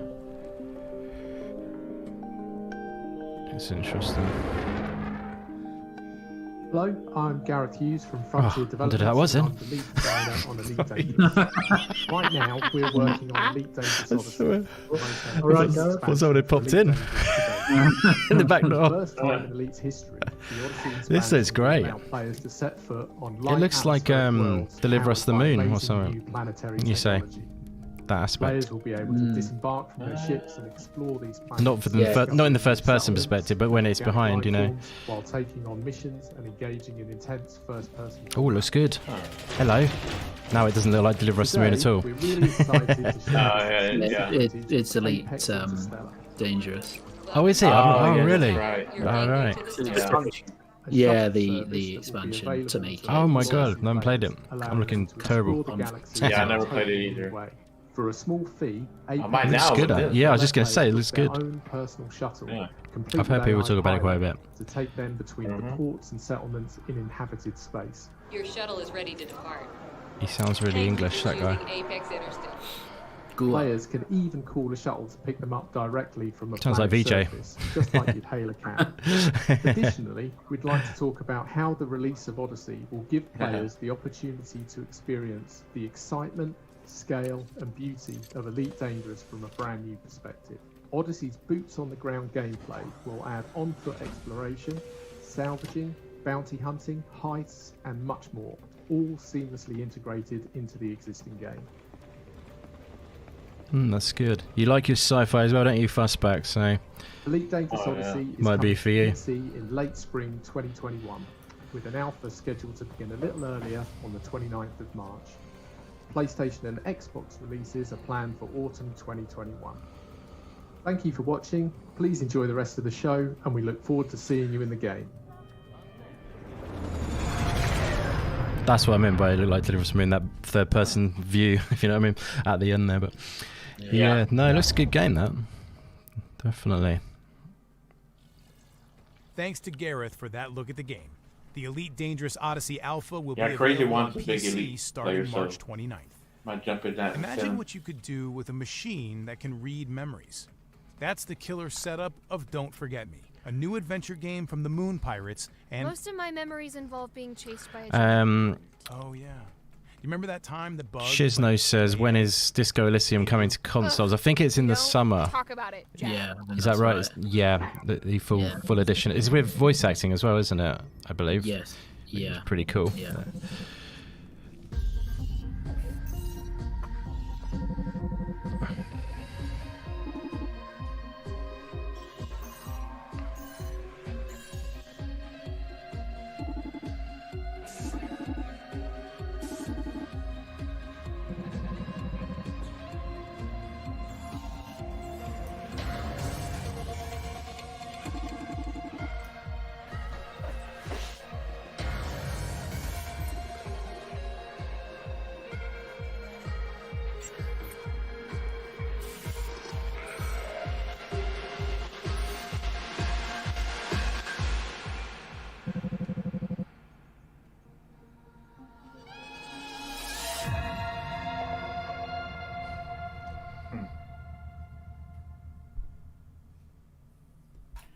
GOG.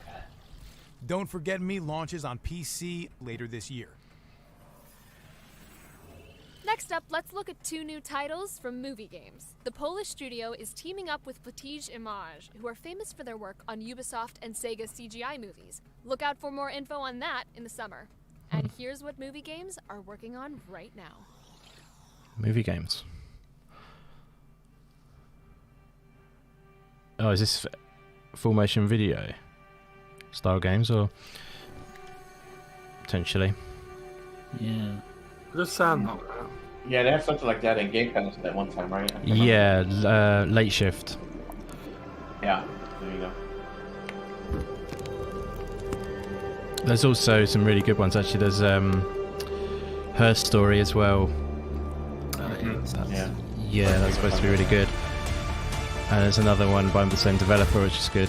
Telling Lies, yeah, that's it, yeah. The last video one I played was the last now was Night Trap on the Mega CD.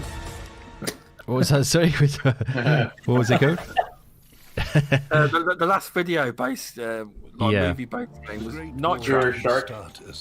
Mega CD, yeah, nice. those type of games, I guess they're kind of trying to make a comeback, you know. Yeah. When they sent us directly to the front line. Into the chaos. And then in the mud and drama of trench death, we learned how to survive. And how to choose between life and death. Because every saved life counts. All right, Indy, I'll get up with you later, man. Okay, buddy, you say go shoot or? Yeah, I just got to. No problem. I gotta go. No problem, my friend. Thanks so much for being here, brother. It's great hanging with you. Yep. Take it easy, bro. Hope it goes well. Always a pleasure, my friend. Such a special world. Let's join director Mark Backler and writer Rihanna Pratchett.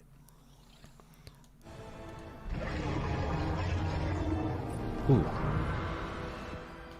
Hi, I'm Mark Backler. I'm the founder of Stubz Gaming. What's up, Flame, buddy? I keep calling you Living Flame. You've changed your name. How's it going, Flame? Thanks so much for popping by. I really appreciate you being here. It's always good to see you, bud. TV and comics, and I wrote the script for Lost Words Beyond the Page, and I'm working on lots and lots of secret things. At the moment, we're just putting the finishing touches to Lost Words for Steam, PS4, Xbox One, and Switch. This is supposed to be a really good game. So you play the game as Izzy, who is about sort of 11 or 12-ish, and she's just been given a journal for her birthday. She's always wanted to be a writer, so she starts writing. She has to deal with some difficult news about her gran, who gave her the journal in the first place, and she decides to write a story to cheer her gran up. We see her go not just on a journey through the really pages of her diary, really? but through the I mean, first of all, she's the daughter of Terry Pratchett. I thought you were going to say that, yeah. But also she's written, I think she co-wrote Heavenly Sword, right. And she was either the lead writer or one of the writers on the Tomb Raider reboot. Wow, nice. Terry Pratchett is a legend in there. You know, he was in Legend, unfortunately. But so imagine, you can imagine she must be amazing then, yeah. Yeah, she must be pretty good.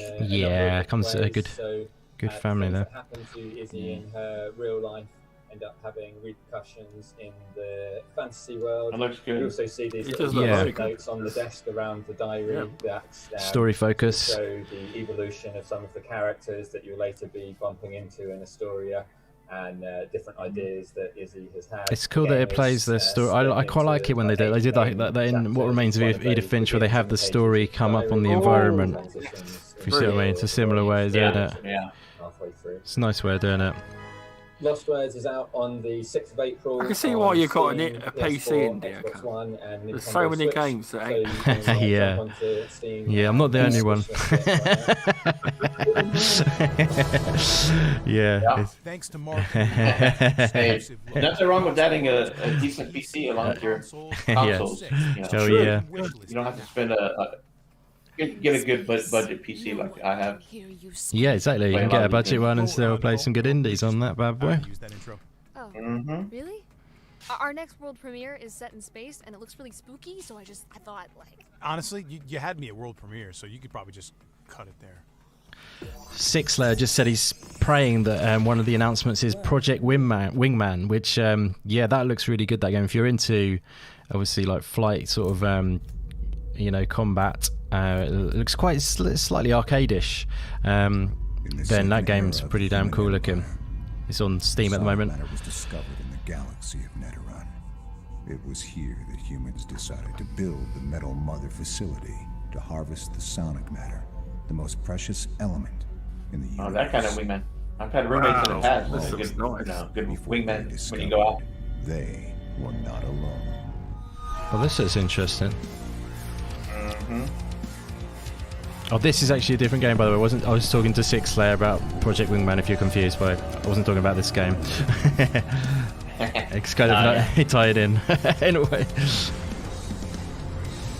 Oh, this one's coming to Xbox. Stubzy, where are you? You're like way ahead. Sorry. How dare you? Stubbs just wants to get the spoilers in there. It's like exclusive. PS5 too. I said PS5. Yeah. It's good. Quite sort of gothic almost. Gothic space exploration. Yeah, can't beat that 144 hertz monitor indeed. Teleagonic. Totally agree. Well, it's all about that. Mr. Interested. Unless you're Luke, of course, and you've got like 800 hertz monitor or something. it just beams me into the game, and then I am. Oh wait, this is Devolver. That's a good thing. Yeah, don't you really, Luke? You're all over it. I love it. you know you are you earn it. So. Yeah, this is Devolver, so that makes me more enticed by this. I already love this art style. Yeah, what the sort of I forgot the name of it now. Oh god, low poly style. Sorry, yeah. Yeah, low poly style. Yeah. Go time. Yeah, it's cool. It's actually really cool. Actually, I shouldn't be as shallow as you say as Devolver just got me in the door, but I think I would, if I was watching this anyway, I would really be into this already. It's looking good. Yeah. The thing is, as soon as you see Devolver, you just kind of you can't help it. It's like if you see Annapurna or Devolver, you're alright, you're all over it. And then if you see Data Leak, you're like, I don't know. I do like this. It's looking good. Joe's clocking off, guys. So thanks so much, Joe, for coming by. Really appreciate it. Yeah, thank you, Joe. You're a legend, Joe. Thanks, Joe. Take it easy. Looking forward to the rest of the next few days. Whatever might happen.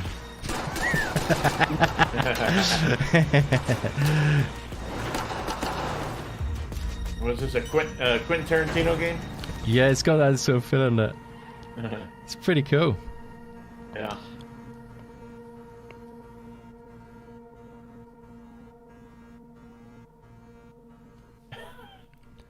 It's pretty cool. We're pleased to confirm that Sub Rosa is available right now through Steam Early Access, so you can start building your criminal empire today. Interesting. I hope you have your hankies ready as we return to one of the most emotional game series of recent years. Yeah. Please welcome Zach Garris, Chief Creative Officer of Deck 9 Games, to give us a new look around Haven Springs. They're definitely hiding something. Alex, be careful. I am Zach Garris. I am the Chief Creative Officer at Deck 9 Games and the Game Director of Life is Strange: True Colors. It's a brand new adventure in the Life is Strange universe. Coming off the heels of Making Before the Storm, we wanted to explore, who we are as storytellers and what the franchise has to offer fans with new characters and a new setting, and we're really excited about it. Well, here's one for Looper. I think she digs this kind of stuff. In Life is Strange, she likes. You play as Alex Chang. I'm pretty sure I remember talking about these. She likes these games. This one looks really cool. She's also now I do as well, about actually. to start something new. Nice. Be on her own and reunite with her older brother. I like the Alex is story not like other focus. people. Yeah, because they just showed this. Alex has This one, supernatural yeah, sensitivity exactly. to the emotional states last week. of others. Yeah, you were talking about it on the show, weren't It's you? not Actually, just the ability to read or be aware of other people's emotions. I mean, I think the Life is People around Strange here are stuff is feeling great. They're not as great at what they do. Not really my cup of tea, but after watching this and being more of a, it's more than just a story. A little bit, a little bit of an open insight into what's story. yeah, it's got that extra edge and the auras and stuff, hasn't it? Yeah, I like that. And it's also got full motion capture, full performance capture, so that gives it an extra layer of, you know, all the emotions and stuff really come through. For Life is Strange True Colors, we wanted to explore having more agency given to the player. My daughter, in terms my of where oldest, they is really go, into who these. they interact with. Oh, nice.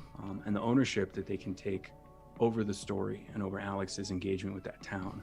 And so we have built out a larger space than you typically see in a Life is Strange game, and I think we're very excited about the outcome. And it's a really significant visual upgrade. Yeah. One of the most exciting components to Life is Strange True Colors is that Steph returns as a character. She was someone we discovered while making Before the Storm, a character that became a fan favorite. We wanted to really take that character and do much more with her. And partly it's a desire to continue to honor the depth and richness of the universe overall, that this is an interconnected place and that you're going to see from time to time characters from other adventures. I think part of what's really promising about the Life is Strange universe is its breadth, its depth, its potential, new stories, different walks of life. We're really shifting the franchise into more of an anthology series. And so rather than order the titles sequentially, when they're not actually sequels necessarily, it made more sense to name each game according to what that story is and how that story is sort of participating in that larger universe.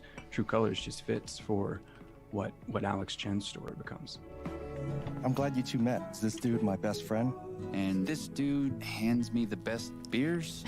I love the color palette in this game is really good. It's not really vibrant, inviting, really nice. Caitlin, how is it going? Thanks so much for popping by, Caitlin. Really great to see you. We're proud of that. I think we're excited about the kinds of relationships that you can develop throughout the whole town, and in particular the relationships off-topic indie, but sort of related is Hades won Best Game at the BAFTA Game Awards. But overall game. Yeah, best overall nice. game. Yeah. Nice. That is sweet. I wondered actually, yeah, because I saw that was on just a minute ago. I didn't actually know it was on until I saw it today. That is so great. I love it.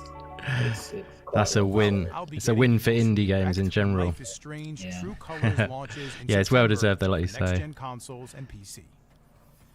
5 years ago, developers LKA wowed us. I'll be buying this game. Horror, The Town of Life. Nice. In 2021, they return with an all-new next-gen psychological thriller.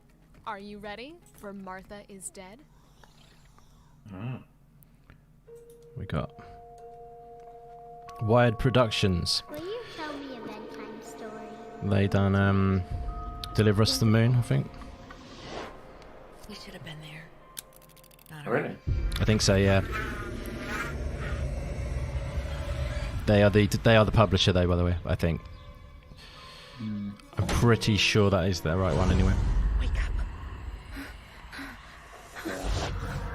You have another thought. Oh, I got you, but it's not the same studio that delivers. No, the studio Deliver Us the Moon was Cryokin or something like that. Croken or something, yeah. Croken Interactive, I think. This looks good. Yeah. This is it's a Fastback game, isn't it?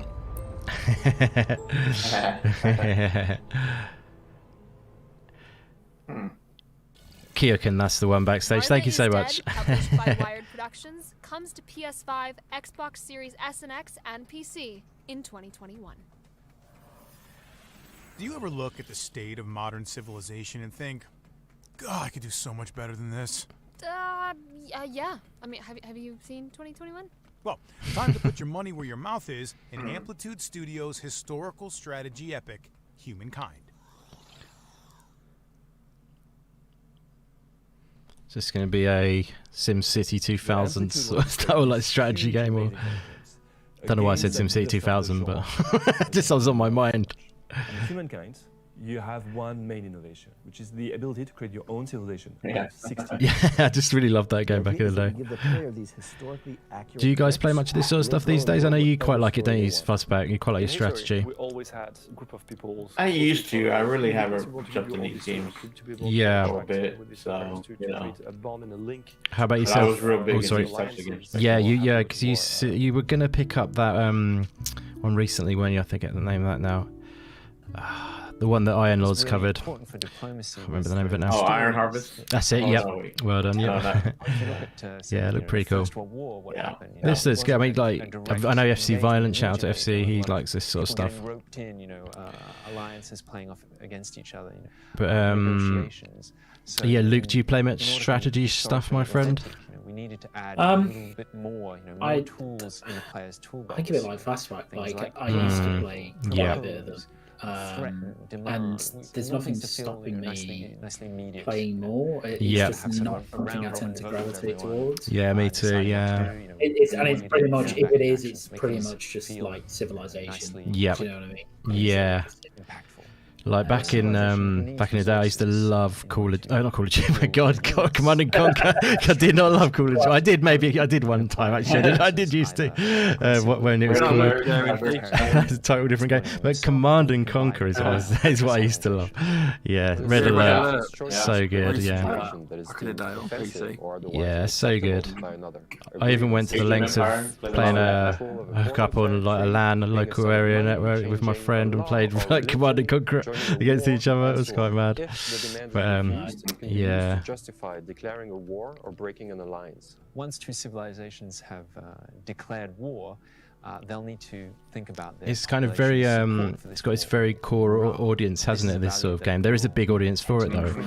But yeah. Conflict. You can also damage the other side's morale by winning battles against them, by occupying their cities.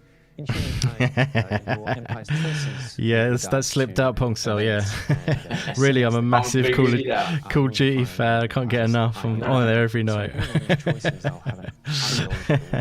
Based on this proximity, it will be more or less difficult to go to war or to sign peace treaties.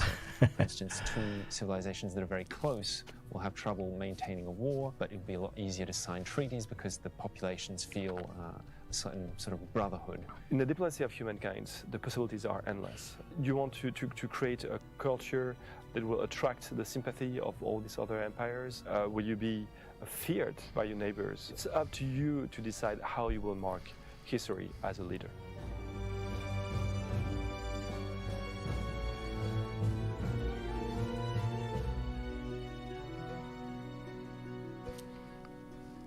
Yes, Caitlin, because you're the only one playing it.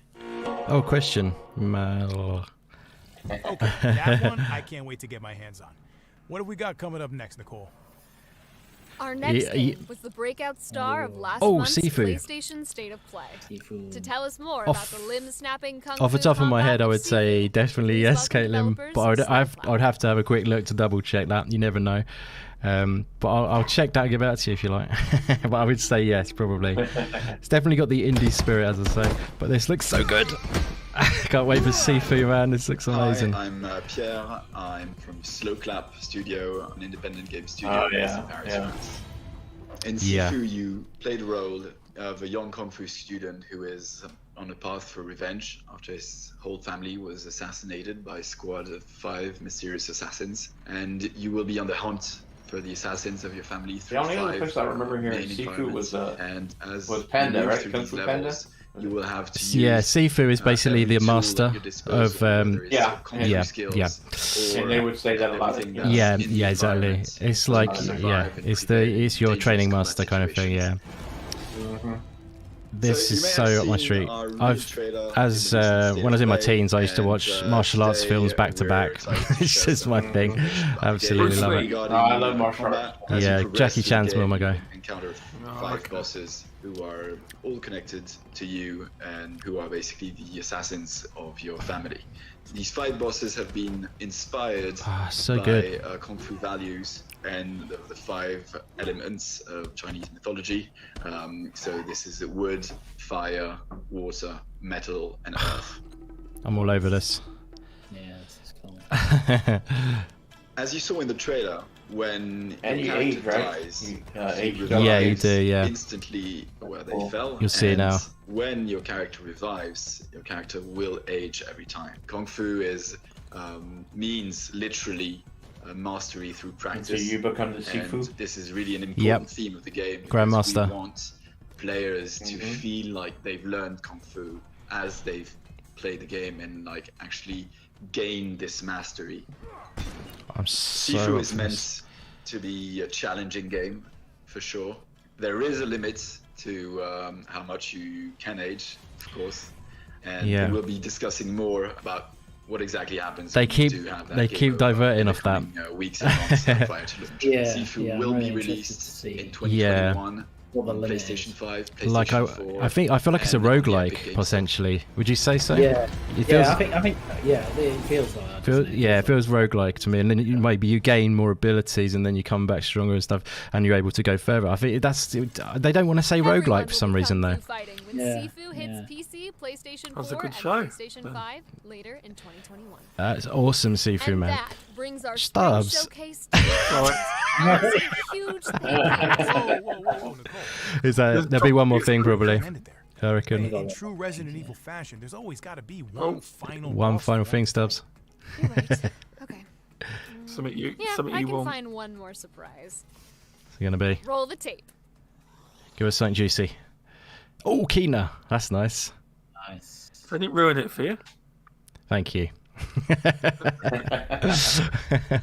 Oh, you are kind. It's a nice couple of ones to end on, those two. You sense the power that flows through this land, Is this a new trailer? yet you do not fully understand it. Don't think it is the new trailer, but it's still great to see all those.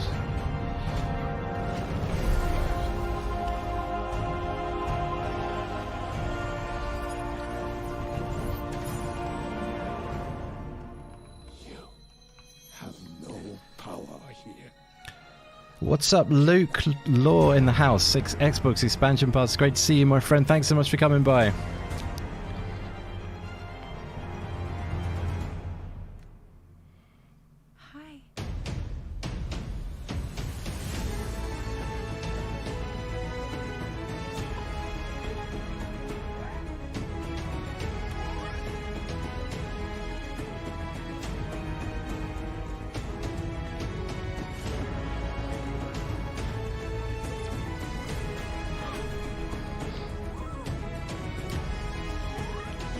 This game looks awesome.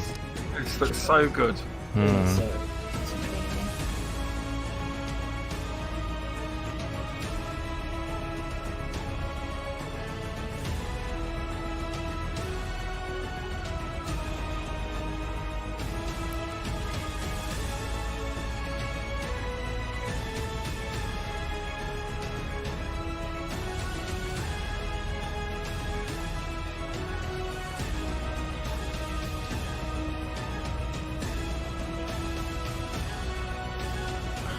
Yeah. Looking awesome. The path of a spirit guide is a lonely one. There we go. 24th of August, 2021. I think they announced that already. That definitely wraps up our show. I want to thank everybody for tuning in and watching. Special thank you to Nicole, and a very, very special thank you to the amazing developers who helped make this happen. You can head over to the Future Game Show page on Steam to add your favorite games from today's show to your wish list. And don't forget to check out GamesRadar.com for all of the news, guides, and features. I'm Jeff Shine. And I'm Nicole Tompkins. And this has been the third Future Game Show. Sizzle of all of it now, please. Thank you very much. Very good. Because we haven't got memories. I have to remember it all. Forgotten it already. Yeah. I'm like, wait a minute. Yeah. I'm waiting for Indy to ask me. So which games are you looking for? Yeah. Hold on. I didn't write it down. Yes, you know it. That's cool. Oh, that one was good. The first game, wasn't it? Yeah. Oh, I'm so excited for Sifu.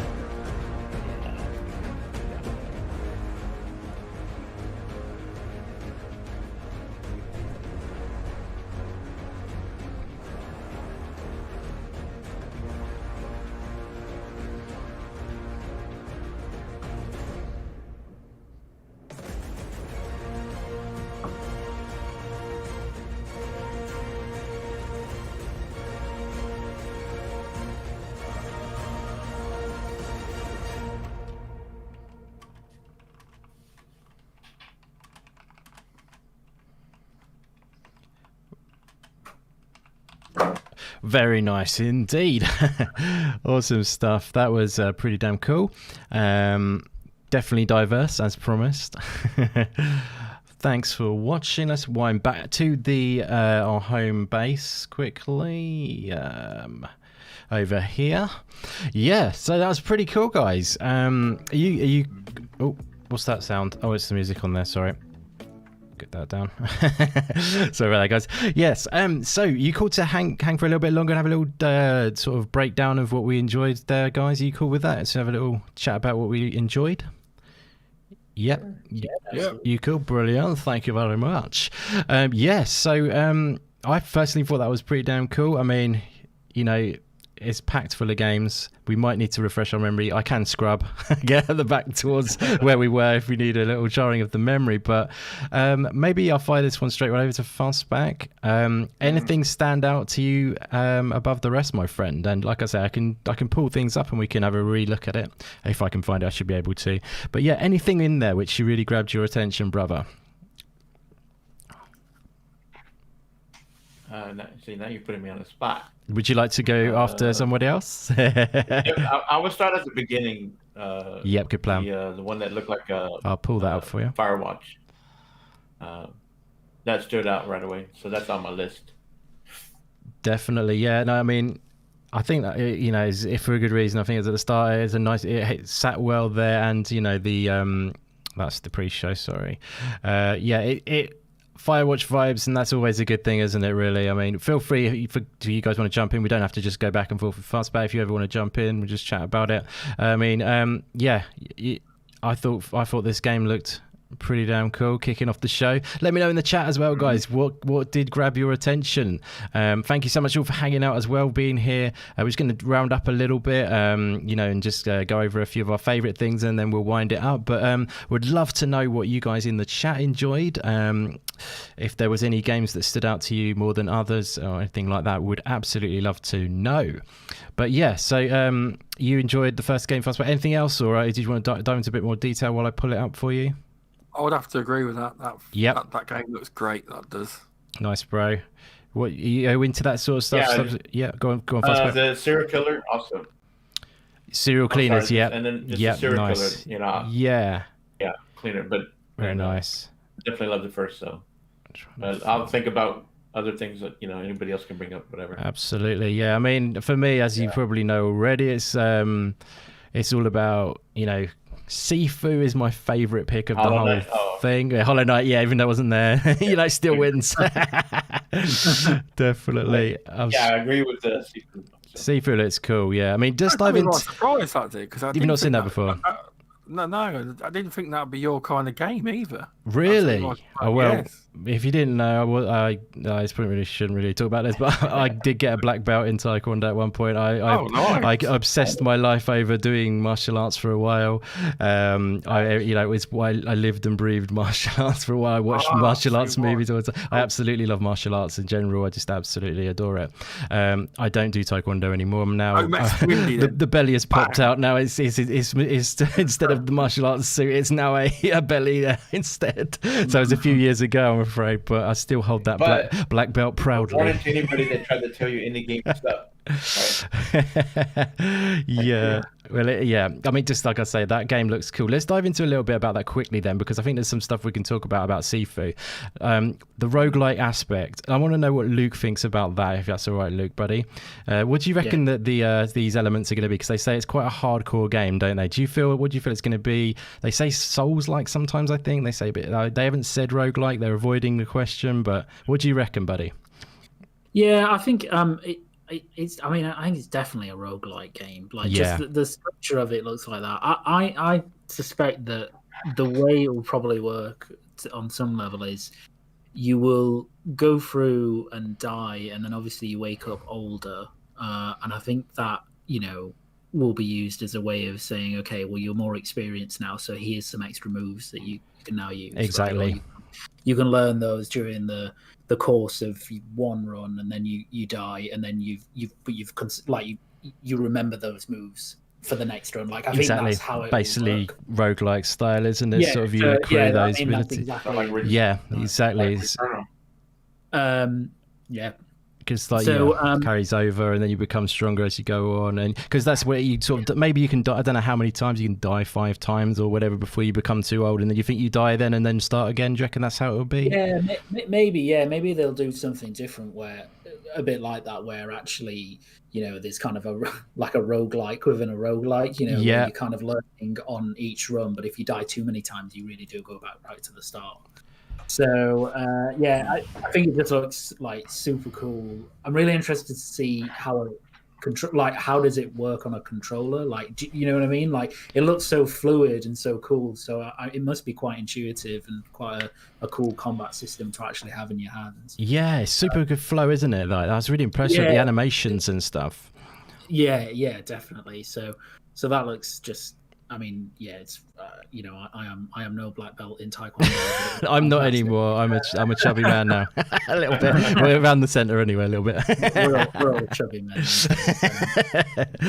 So we got to hang on to with dear life nowadays. One moment I'm proud of in my life. I may not know karate, but I know crazy. But yeah, it looks really cool. I just can't wait for it. Nice, bro. Yeah, I think the combat looks great. Is it Absolver Studios? No, they're what they called Slow Clap, isn't it? But I think they made is it Absolver, the old game? How you pronounce it? Yeah. They made one similar. Yeah, it's a fighting game, and it was just slightly different. Yeah. But I didn't dive into that one. But yeah, let's I'll keep an eye on the chat quickly. But yeah, so I think the flow of the combat looks fantastic, and I feel like they're really paying attention to, the real I feel like they are fans of martial arts. I can tell by the way they talk about the game. They're really sort of, adhering to the sort of the real nature that people, the actual learning of the art. I feel like they're building that into the game, because martial arts isn't all about fighting. A lot of it isn't about fighting. It's about spiritual and being respectful and all that stuff. And I feel like that's going to be part of the game in a way where they're talking, which I think is really cool. I feel like that's going to bode well for the game itself, which is nice. But yeah, was there any games that stood out to you, Luke, while we're talking to you, my friend, or was that one of them? So that was definitely one of them. I think, as boring as it sounds, Returnal and Kima again. Sure, no, it's fine.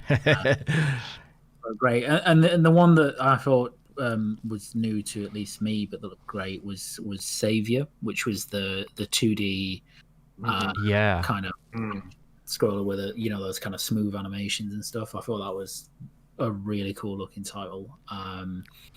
And yeah, I mean, in general, I thought it was really good. Like they always nail that diversity of games. You have AAA stuff like Returnal, for example, but you have right the other end as well, and everything in between. Yeah. So there was a lot of good stuff. But if just seeing more Returnal and Kina made me very happy. Yes, absolutely. I know. I 100% agree with that. Yeah. Did you want to go back to Fastback quickly, just while we've got this game on? Did you want to have a little talk about it as it's jarring your memory potentially? Fastback, the Arctic Awakening. Did you want to have a little chat over about that, buddy, or any other games that you enjoyed? If you did need it on the screen, this one. Yeah, no, this one definitely is on my list. So I like the. The element of survival, and you got the AI kind of assisting you or warning you. It's interesting, yeah. So I'm looking forward to see, how this one turns out. Definitely, my friend. Any others that caught your attention, or if you wanted to jump in, Stubz, feel free. If Fastback wasn't, if didn't have any. Any for you, Fastback? You go first, Stubsy boy. Well, bloody, my memory's terrible on this show, but that Back for Blood looks good. Back for Blood, yeah, nice choice. This is I'm probably not going to be able to find these off the cuff because it's so packed. Oh, hang on, I just did. Back for Blood. That's Back for Blood, I think. Is it? No, it's not. You carry on talking, Stubbs, if you like. There's Back for Blood, yeah. The first time I've seen it, I wasn't that interested, but now I've had more of a look at it. I've just signed up for the online testing thing when it eventually comes out. Nice. For the Xbox. It don't often ask you in like betas. It actually asks you what your connection's like, what speed you've got. Oh, really? Well, which is interesting. I put 25 to 50, but it's more like 25 or less. Yeah, no, that's cool. So it's obviously testing it to the limits kind of thing and want to know how it runs, I guess. Just quickly, I was going to shout out a few of the answers from the chat. We've had Pong Soul shouting out Cris Tales. He does love that game. I already knew that, but he's saying he enjoyed that one. That was really good, actually, to see that. Really like the trailer from that, actually, as well.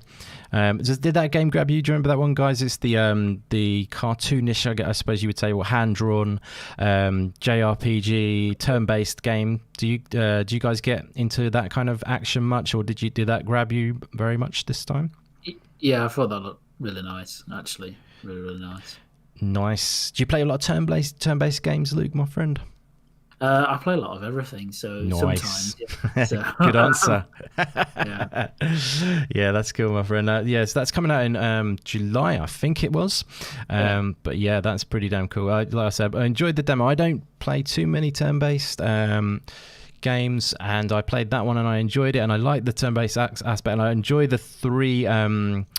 the time mechanic which is in the game, so the past, present and future, which are on the screen at the same time, and there's some things you sometimes need to utilize different mechanics to advance the story, or maybe in actual combat as well, you'll utilize that time mechanic where there's a particular bit which I always reference, which is where you need to pour water over the character you're fighting to then you're in the past at that point, and you go forward to the future, and then they rust their armor, and then you're able to break it down and stuff like that. There's little mechanics like that in the game which I think are quite interesting, and you can like I say, there's things that are you can see the past and the future at the same time, and the present all at the same time, so there's different things that have happened as story beats and stuff which are showing at the same time, which is really interesting. And then you're conversing with the characters in the game about the different things. Oh, this town used to be like this, and then you're seeing the future of how it can change, and you do things within the story, and then you see it change before you, kind of Back to the Future style, you know what I mean, when he says the photo and that.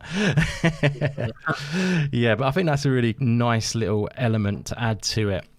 Makes it extra interesting as on top of the awesome art style and all of the other appeal it has. This game that's on screen at the moment, I don't know how you pronounce it, I think it's French, so it's Dordogne, I think, potentially Dordogne, if you can speak French. You'd probably be able to tell me better. Pong brought that one up. Oh, did he bring that one up as well? Brilliant. I think he did, yeah. Did he? Oh, okay. Yeah, but that's only a glimpse of it, but it's very nice art style. I highly recommend looking him up on Twitter. There it is again. But the art style in that game it's just incredible. Just based off of that, it's very much catches the eye and it looks amazing. It's just it's like Grease, the game, Grease. It's just a beautiful painting in action, really. But yeah, like anything else from the chat, guys? Let me know if there's any games that caught your attention. I would definitely like Kena, but obviously Kena, yeah, the ability to play the game. Kena was looking. It looks very, very nice. Very nice indeed. Yeah, definitely. So that was coming out in August, Kena. Yeah, really looking forward to that. Check out Slow-Mo Backslap's channel for a Kena breakdown of the game. He does awesome breakdowns of like kind of like sort of like this, the way I did my Ascent video. Shout out to that too. If you check out my Ascent video, that would be much appreciated if you're up for some Ascent goodness. But as I say, check out Slow Mo Backslap. He does some great focuses on smaller games as well. And yeah, he's a legend and he's a really great guy and does awesome content. And you will see him on this channel tomorrow for our Idea Xbox stream. So yeah, looking forward to hanging out with Slow Mo tomorrow. But yeah, like this has been a lot of fun, guys. This has been awesome. I mean, anything else that you guys wanted to mention that you've seen in this? I mean, Stubz, did you want to talk about Kena a bit more now it's on the screen, bro? Yeah, it just looks very. I mean, obviously, I know it's like an indie, but I think it looks visually stunning, more like a AAA production. I know it's an indie game, but they've done a really nice job of it. Yeah, definitely. I haven't got a system I can play it on because it looks really good. Really, really good. I can see why PS have snapped it up for an exclusivity. Yeah. It's very nice. It will, like we say, it's on PC and PS4 and 5. If you my laptop definitely wouldn't run that. No, unfortunately not. If you're playing it on PS4 versus PS5, there are some cutbacks on the PS4 versus the 5. Let me just quickly find it again because I accidentally pressed the keys stupidly. Like the rots are the black little creatures which are all unique from each other. They all have individual animations kind of thing, and they run around together, and you work, and you, as you go through the game, you sort of like accrue more of them as like a little mini army. And they are super cute and animated and lovely, but like they say in the PS4 version, that's limited to a certain amount of those that you can accrue visually, but you can still obviously gain the amount because they help you in combat and stuff like that. So a nice little extra to mechanics as well with those in there. I'm definitely all over this game, really looking forward to it. That's a selling point over which version you get. Well, you got people. There obviously are other things that I imagine that you're going to make a difference, but that's one of the main sort of mechanically, it's quite a big difference that you won't see them all running around you as much. You know what I mean? It's quite a core difference. So yeah, it is a selling point, I guess. Are you going to be picking this one up on PC, Luke, my friend? Or on PS5 or 4? I think so. I think so. I'm spoiled for choice. Exactly. I think I'll get it. I don't know, actually. I feel like this is one I might want to kind of sit in the room and play it on PS5, you know, kind of sit back. So maybe there, but I think I'll see how the PS5 version turns out, and then see what the PC version's like as well. But either way, I just can't wait to get my hands on it. I just think it looks, and it's Ember Labs' first game. Yeah, right? So it's literally their first game. It's amazing. It really is amazing. Like many people probably heard this story many times, but they've come out of being a visual effects effects kind of like an animation studio. They were originally, and they actually did a animation film on Zelda. I don't know if you've seen an animation. Have you seen that one? I'm not aware. Yeah, I've just seen a clip of it, and it's amazing. The detail, the expression in like the eyes and everything like that is just incredible. But yeah, they've come from that background. They've obviously got a high amount of talent, extreme talent, and now bringing it into the gaming sphere, which is awesome because it seems to be paying off incredibly well. Yeah, then a couple of guys have mentioned Gamedec, so shout out to Shizno Elite and Pong Soul mentioning Gamedec. Both of those guys kind of like that kind of vibe. I know Shizno likes a bit of Ghost Runner, which is kind of cyberpunkish, and Gamedec's got that vibe, and I know Pong Soul is a cyberpunk nut and loves that good stuff. But yeah, that game looks pretty cool. I really like the new trailer. Does that game grab any of you guys? Gamedec, and he called it Cyberdeck then. Oh yeah. Yep, nice, bro. Have you be jumping on that? Do you get the vibes where it's kind of like Disco Elysium, a bit like got that vibe to it? Would you agree with that? You know, so Gamedec's a bit of that vibe. Would you say? Nope. I guess that's. Oh, he's still there. That's the longest pause ever. If not, no worries. Yeah, there's just yeah, definitely. Yeah, that had the isometric, right? Yeah, yeah, I'm thinking and the in depth as well. In depth, maybe yourself, Luke, if you can recall it a bit better, or. Yeah, no, I know exactly what you mean. It gave. I mean, it looked a bit like Disco Elysium anyway, because I think you actually play as a detective, like you do in That's Disco it. Elysium. Yeah, that's another factor. There's quite a few sort of factors there like that. Yeah, but it's that kind of cyberpunk-ish. I think it's set in like Warsaw as well, in like the 22nd century or something like that. So it's got this really cool, unique setting. Nice. And it's very Disco Elysium, but I think it's more. I think whereas Disco Elysium is really super heavy on the kind of narrative choice sort of thing. I think this is, as you say, it's more of a. I don't want to say more of an RPG, because Disco Elysium is a huge RPG. Such an RPG, yeah. But yeah, I know what you mean. I think it's like the emphasis on the mechanical elements of it, how the game actually plays, is a little different from Disco Elysium. It seems a bit more traditional, kind of, because Disco Elysium's like wacky, like crazy. You do crazy things in that game. You have crazy reactions, and I don't know if that will be the same, but it definitely has those Disco Elysium vibes. Yes, indeed. Yeah, no, definitely. I mean, I think there's a lot of big fans of like those kind of real in-depth RPGs, especially people like on PC. I suppose, I mean, that's might say console as well, but like, that's nice. They go really in depth like that. I imagine it will be doing the same, but yeah, it's it definitely looks interesting. Here's that Savior actually. I've just brought Savior up on the screen for you if you wanted to talk on that for a little bit, Luke, my friend. This just, I mean, it just looked really. I mean, the art style is super cool on this, but like the way they've integrated the combat looks really interesting. It looks a little different. They were talking about there's a lot of parrying in the game and stuff like that, which obviously in a 2D game is something that's unconventional. But if they do it right, it can be really nice. Yes, indeed. Yeah, would you say they're going a little bit Souls-like-ish? Would you say? Yeah, I think so. But so it looked really cool, and obviously, as we said, the animations look really impressive, and the movement system also looks really, really, really fun and different. Yeah, definitely. It was kind of one of the standout ones for me, other than obviously Returnal, Kina. But, you can't resist it. It's all good. No worries. But yeah, it just looks awesome, and it's kind of popped up on my radar because I didn't know about it before now. So it just looks really cool.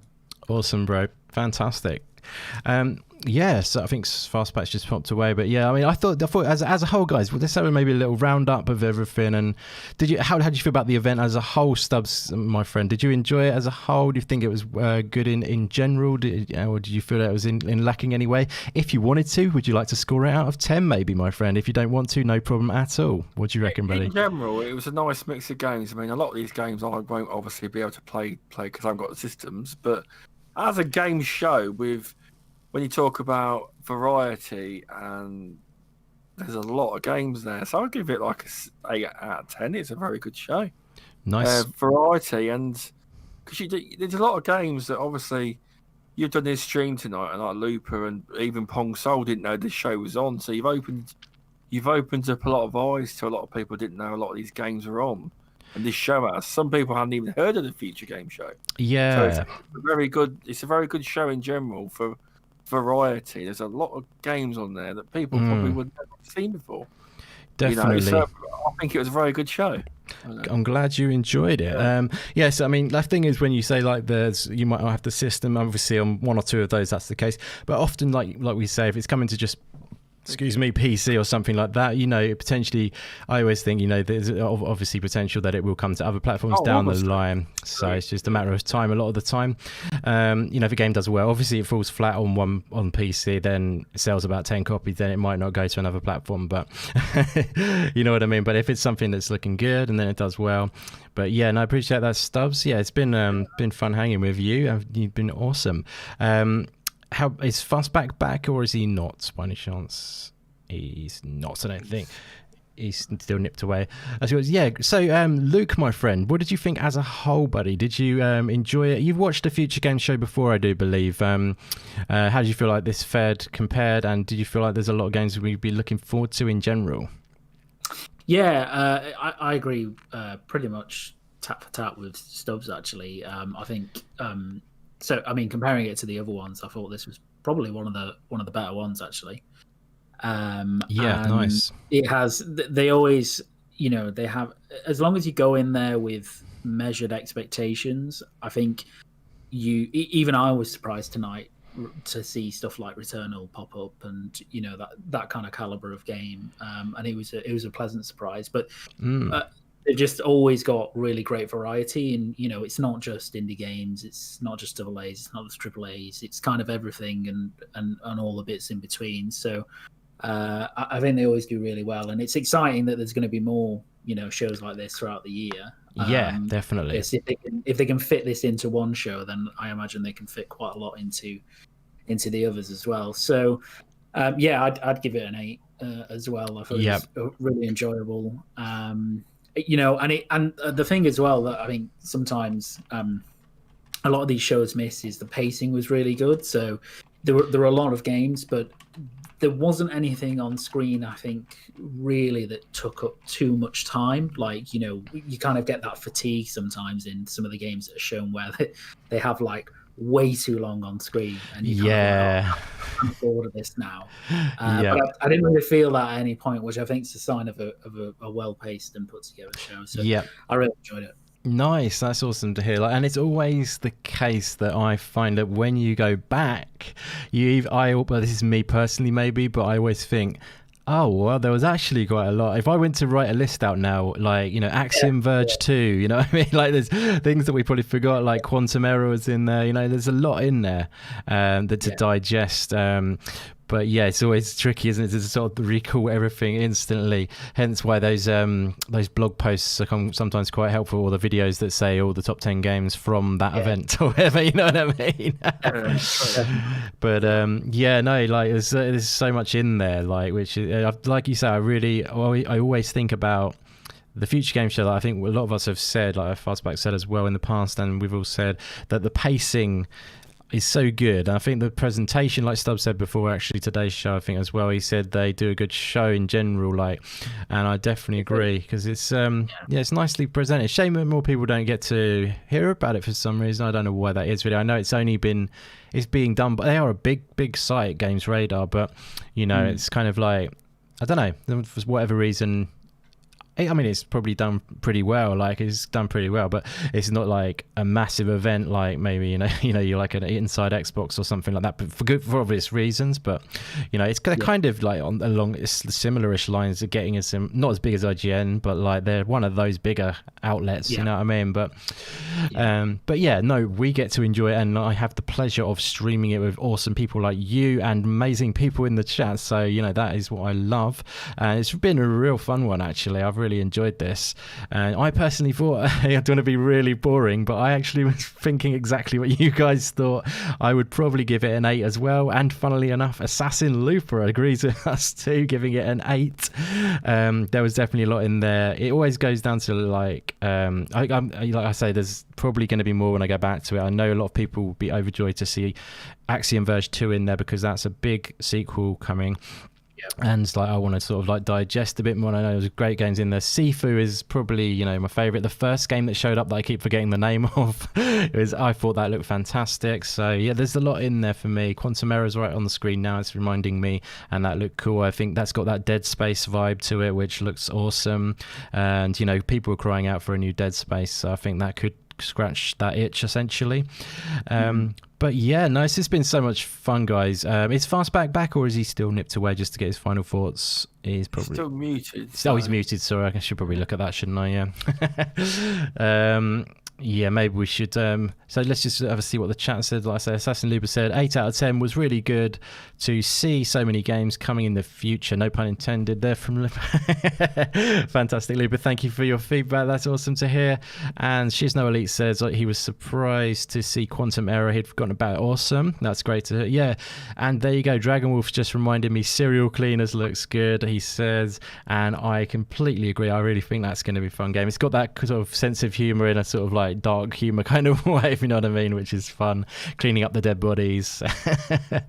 But yeah, I keep meaning to pick up the first one actually and just give that a try. Have you tried that, Luke? The first serial cleaners, or did you say? I haven't, no, but cool. the game that was the second one tonight looks really good actually. Yeah, so, fun. I like sort of fun games like that sometimes. Yeah, yeah. I've seen the serial cleaners one on sale on Steam so many times. I should have just grabbed it. You know, it's next to nothing anyway. It's definitely worth diving in for. But I think that the art style has actually developed quite a bit. It's a bit. I think the original game is a bit more sort of. Kind of like, do you know Bloodroots, the game Bloodroots, by any chance? Oh yeah, it's a bit similar-ish to that kind of. That's actually just come out on Steam as well. You know, the original serial cleaners, I think it had a more of a cartoonish kind of look. This one had a bit more of a more depth to it, I think, the new one. But yeah, like Bloodroots, just out of interest. You know about that game, do you?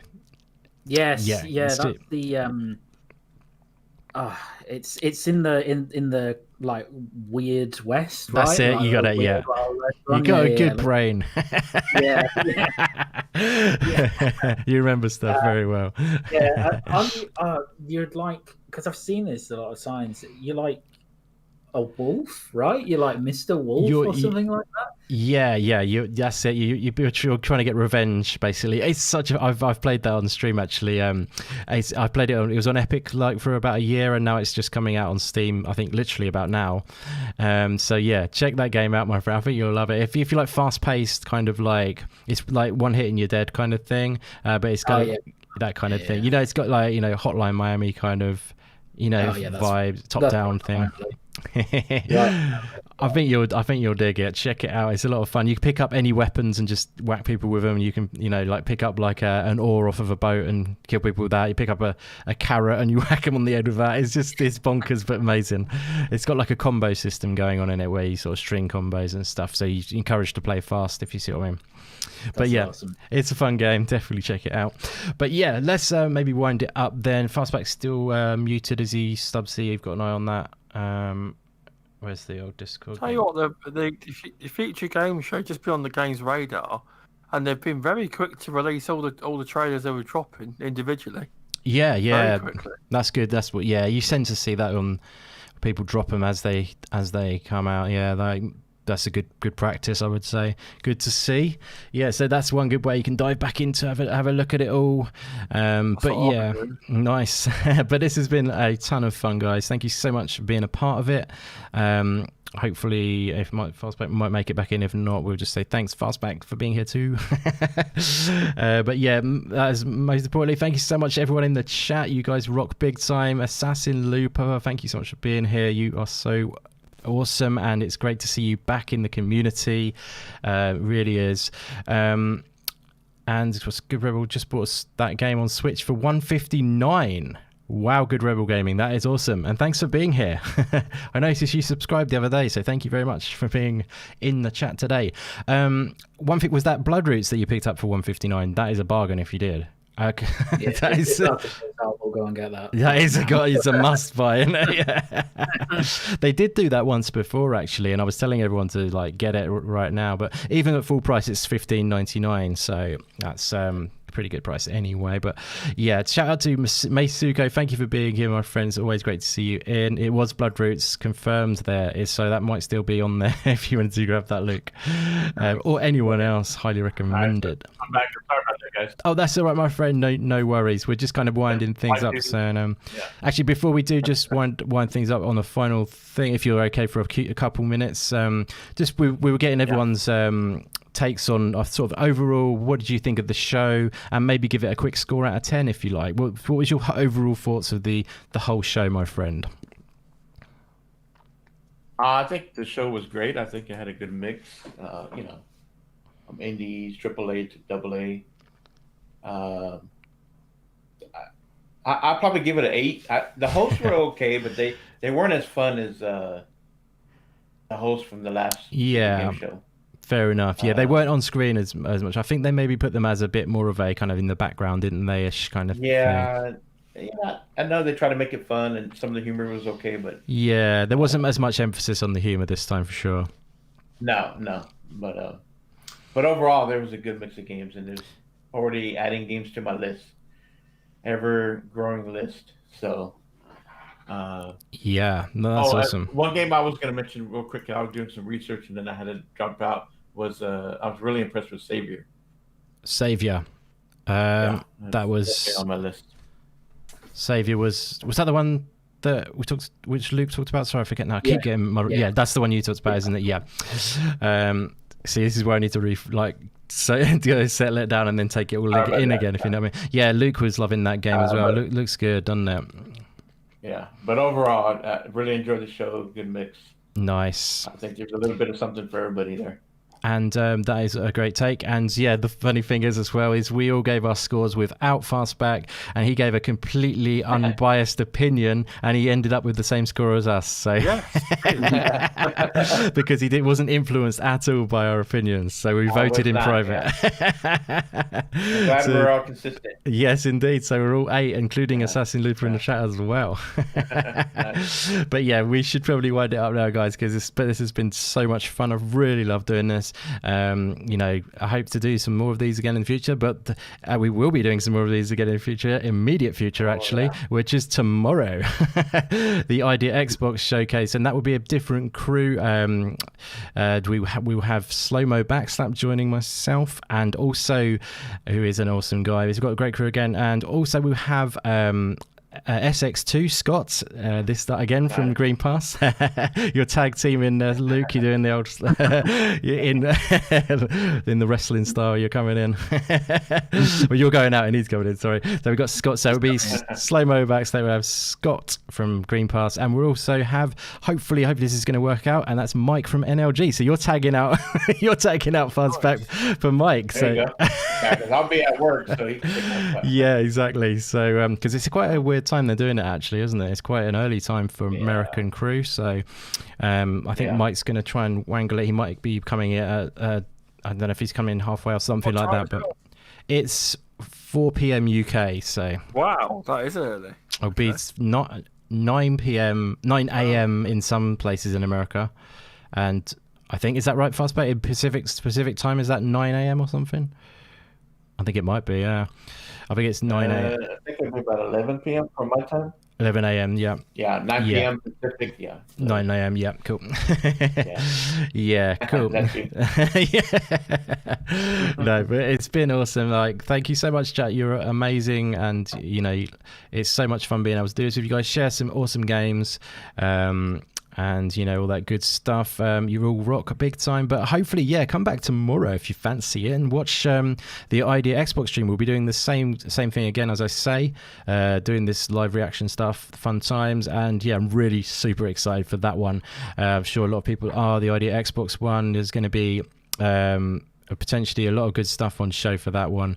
Actually, if you don't mind, guys, what do you want? We mind if we just do one question? What would you like to see from the Idea Xbox stream tomorrow? Let's fire that one at Stubz Gaming first. What would you like to see? What one game would you like to see crop up at that event, my friend?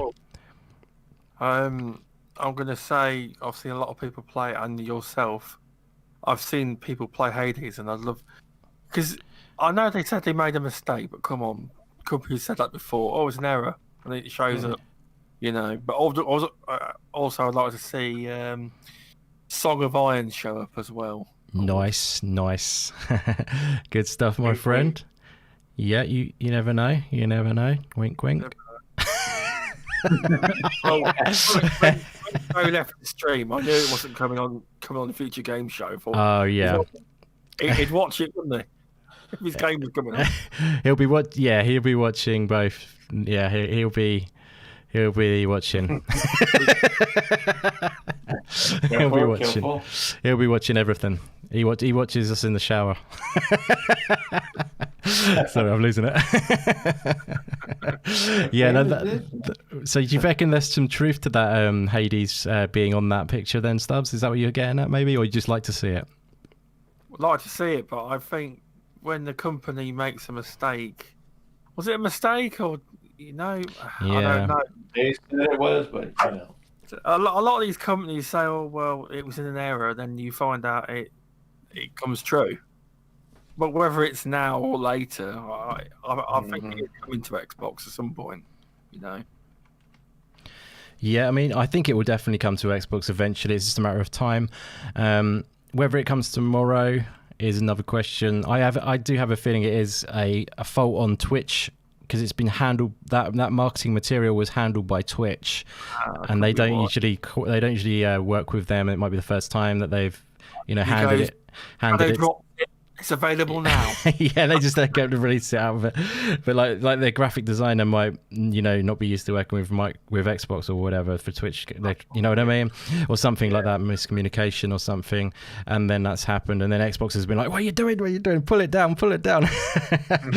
I do think that is a good chance. But then there is also the small chance that it could have been on there and they didn't mean to actually announce it, and it was happening in the show. There is a chance. And you sent the wrong graphic. You sent the wrong graphic. Yeah. What one thing would you like to see in the chat, guys? Before we're going to wind it up real soon. What one thing would you like to see at the Idea Xbox Showcase? One game or announcement would you love to see at the Idea Xbox show tomorrow?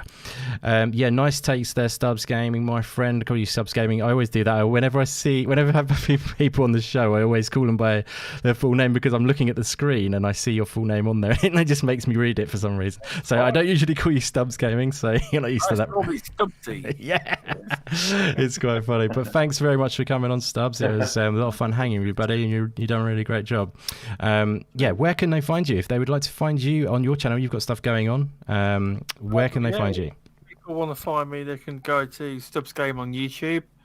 I obviously run a weekly podcast, Midweek Game, and we'll talk about all sorts gaming related matters. I do run a Stubz Cast Content Creator Hub show. It will return soon, and Indy will be on it as well. Oh, thanks. It's nailed that date down, but I will get it sorted. But I wanted to try and at the minute focus on making a few videos and getting weekly videos out. Nice. I'm looking at doing some reviews. I've got one at the minute. I'm going to play through that, then do a review, and then I'm sure you'll let me know how well I've done with the review, Indy. Oh, we look forward to that, my friend. Definitely. Yeah, it'd be good. I think it'll be. I remember when you did some videos a while back, and they were really good, actually. So I really, I encourage you to do that. Videos is a good way. I'm definitely doing more videos now as well, as you know. I think. I think like when I had Randall 4 on the show, he kind of inspired me to start making them again. It's been up over a year, it has, I think. Yeah, no, definitely. It's a good way to do it, is to have videos going on as well as, your live content too. It feeds off each other kind of thing. Definitely good stuff. Yeah, it's fun. That is my pleasure, my friend. It's great to have you on. Hopefully, I start playing more indie games. Yeah. I still felt out of my depth a bit with the crew that was in, but... You were great, buddy. Don't you worry. It's all getting used to it. Just get stuck into those indies, my man. Like don't be afraid. You do a great job. Yeah. No, it's a pleasure to have you on, buddy. Thank you very much for being here. And yeah, Luke, my friend, always a pleasure, bro. But what? Just before we dive into your final outro, if that's all right. What would you like to see? What was one thing you would love to see from the Idea Xbox showcase tomorrow, my friend? From a selfish perspective, I'd like to see some more of 12 minutes. Nice. Because we've not actually seen like a lot of that game. Like we've seen some, but we've not seen a load. I'd like to see kind of what the moment to moment looks like. From a non-selfish perspective, I'd really like to see Hades actually turn up there and be announced, and for Game Pass as well, because I think everybody should have a chance to play that game. And it's fantastic. Definitely, yeah. No, I think it will be happening, like we say. I mean, there's a lot of people. I know a lot of people in the community who are really dying for it. So, for them, absolutely. But until then, I'll go and play Hades tonight. I'm not joking. I'm only joking. It's like I said in the Discord. No, but I think it won't take too long, because they've had many games come over to Xbox. Supergiant Games, haven't they? So it's a relationship they've already built. So I think it won't take too long, really. And it could happen. You never know. But yeah, I think we will be seeing 12 minutes. It was in that image, but that doesn't say much now with the Hades thing. But yeah, I have a feeling we'll see that, because it is very close to release 12 minutes, because at the end of last year they they announced there was a delay, and they're already in the voice acting stage and voice recording and all that. And then I saw an interview recently on a channel Backstage, who were here earlier actually, and he was talking very much like he's almost talking about his next project. He's already got a next project idea already. He's you know what I mean, he's thinking about a next project basically. So I have a feeling it'll be very soon. I think we might very well. I would put a bet on that we could definitely see it tomorrow, to be honest. Not very big money, but maybe £1. Yeah. No, I'd bet on it. I would. But yeah, 12 minutes. That's going to be great. Like you say, it's interesting to see that minute to minute how it's going to play out, because that's what everyone's so intrigued about 12 minutes, I think. And yeah it'll be interesting. But yeah, Luke, you're amazing. I always absolutely love hanging with you, my friend. I absolutely overjoyed that you came on, and you always knock it out the park, so excuse the American expression. But yeah, so it was a lot of fun hanging with you, Luke, bro. So thank you very much for being part of it. And where can they find you, my friend? Yeah, thank you. It's always a pleasure, indeed. Always a pleasure. So, and really enjoyed it, especially with Fastback and Stubz, etc. So, yeah, awesome stuff. You can find me on Twitter at LukeSteele90, and also I'm on Green Pass Gaming, which is on a Sunday on the Green Pass Gaming channel on YouTube. And then actually as well, just as an extra plug, we are in the finals of the kind of community Halo tournament on Saturday against Season Gaming, which kicks off at 9 p.m. UK time and 5 p.m. Eastern, 2 p.m. Pacific. So that's going to be tense, mate. That yeah. So that's going to be either a close game or a slaughtering from. Where do you guys look? I think you're going to be pretty damn tough to beat. Actually, I think obviously Season Gaming are rock solid as well, but I think you're both going to be really, really tight. I agree. We'll give it a good shot. Nice. And as the saying goes, it's a taking part that counts. Yeah. That only happens when you lose. Of course. Yeah, exactly. Yeah. That's it. But that's what I said. You work together. Yeah, exactly. Yeah, you work together so well as a team as well. I mean, that is impressive. Actually, your coordination as a team. But obviously, you got this skill as Flap's really improved. I commenting on Flap. You guys are already up quality anyway. Like Scott and you, Luke, were quality, weren't you? And Pucks and Flap have come up, haven't you? Played a bit less than you guys maybe, but I've been watching Flap's screen obviously, and I could see the difference in him, like from the start to now. It's just really put the effort in to learn what is now a really old crap bunch of games. Yeah. Play very archaic and Call of Duty. It's taken a lot of his work, but he's improved massively now. So yeah, indeed. His aiming is amazing. Is he playing on mouse and keyboard? No, he looks like he is. He looks so like precise with his aiming. Yeah, we're all playing on controller. Nice, so, nice. Pretty damn cool. But yeah, like I say, absolute pleasure as always, my friend. I always love getting you on, and it's, I think bounce off really well from each other and have great times. And you're a great indie fan and great knowledge and passion. So thank you so much, Luke. It's awesome.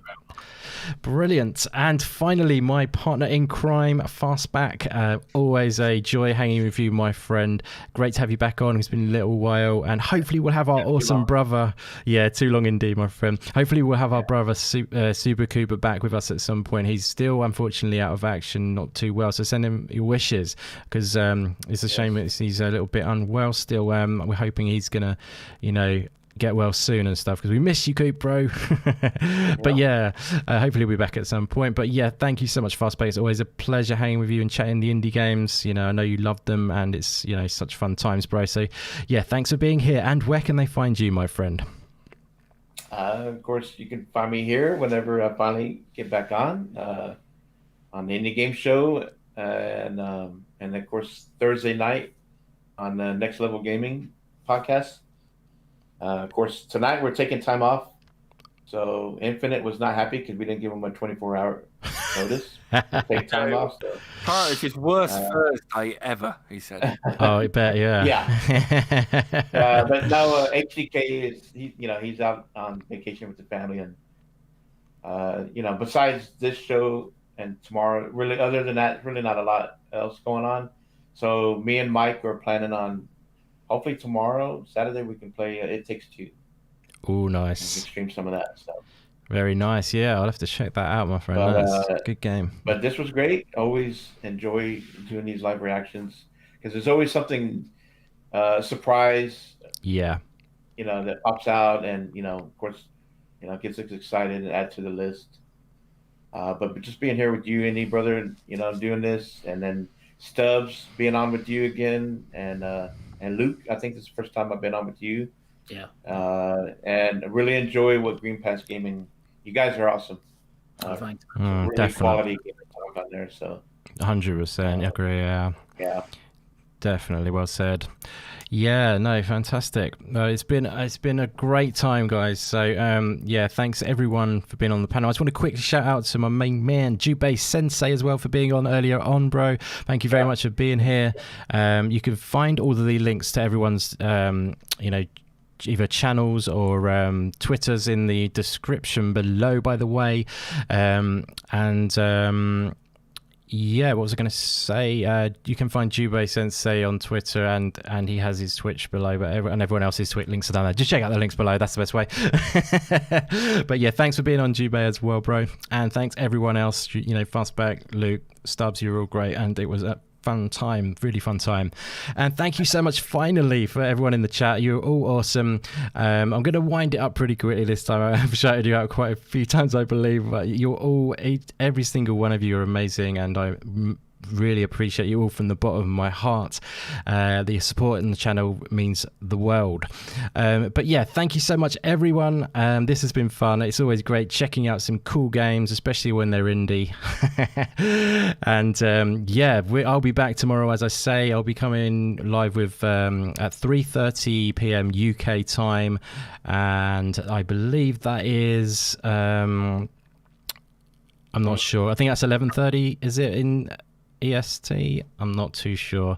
Yeah, it'll be 3:30 p.m. UK time. I think that's 11:30 EST, but it will be on Twitter. Look out for that bad boy. And yeah, obviously convert 3:30 p.m. UK into your local area. But yeah, thanks so much once again, guys. You're amazing. And I'll see you back here for some more indie goodness tomorrow. 100% indie goodness. And I'm hoping for some awesome stuff. Hoping on that Ascent release date trailer potentially. Or I think Pong Soul's got his hopes on an actual shadow drop. So you never know. But yeah, it's going to be an awesome time. But yeah, let's wind it up there, guys. Thanks so much, everyone, once again, and I will see you again tomorrow at 3:30 p.m. UK time. Catch you later, guys.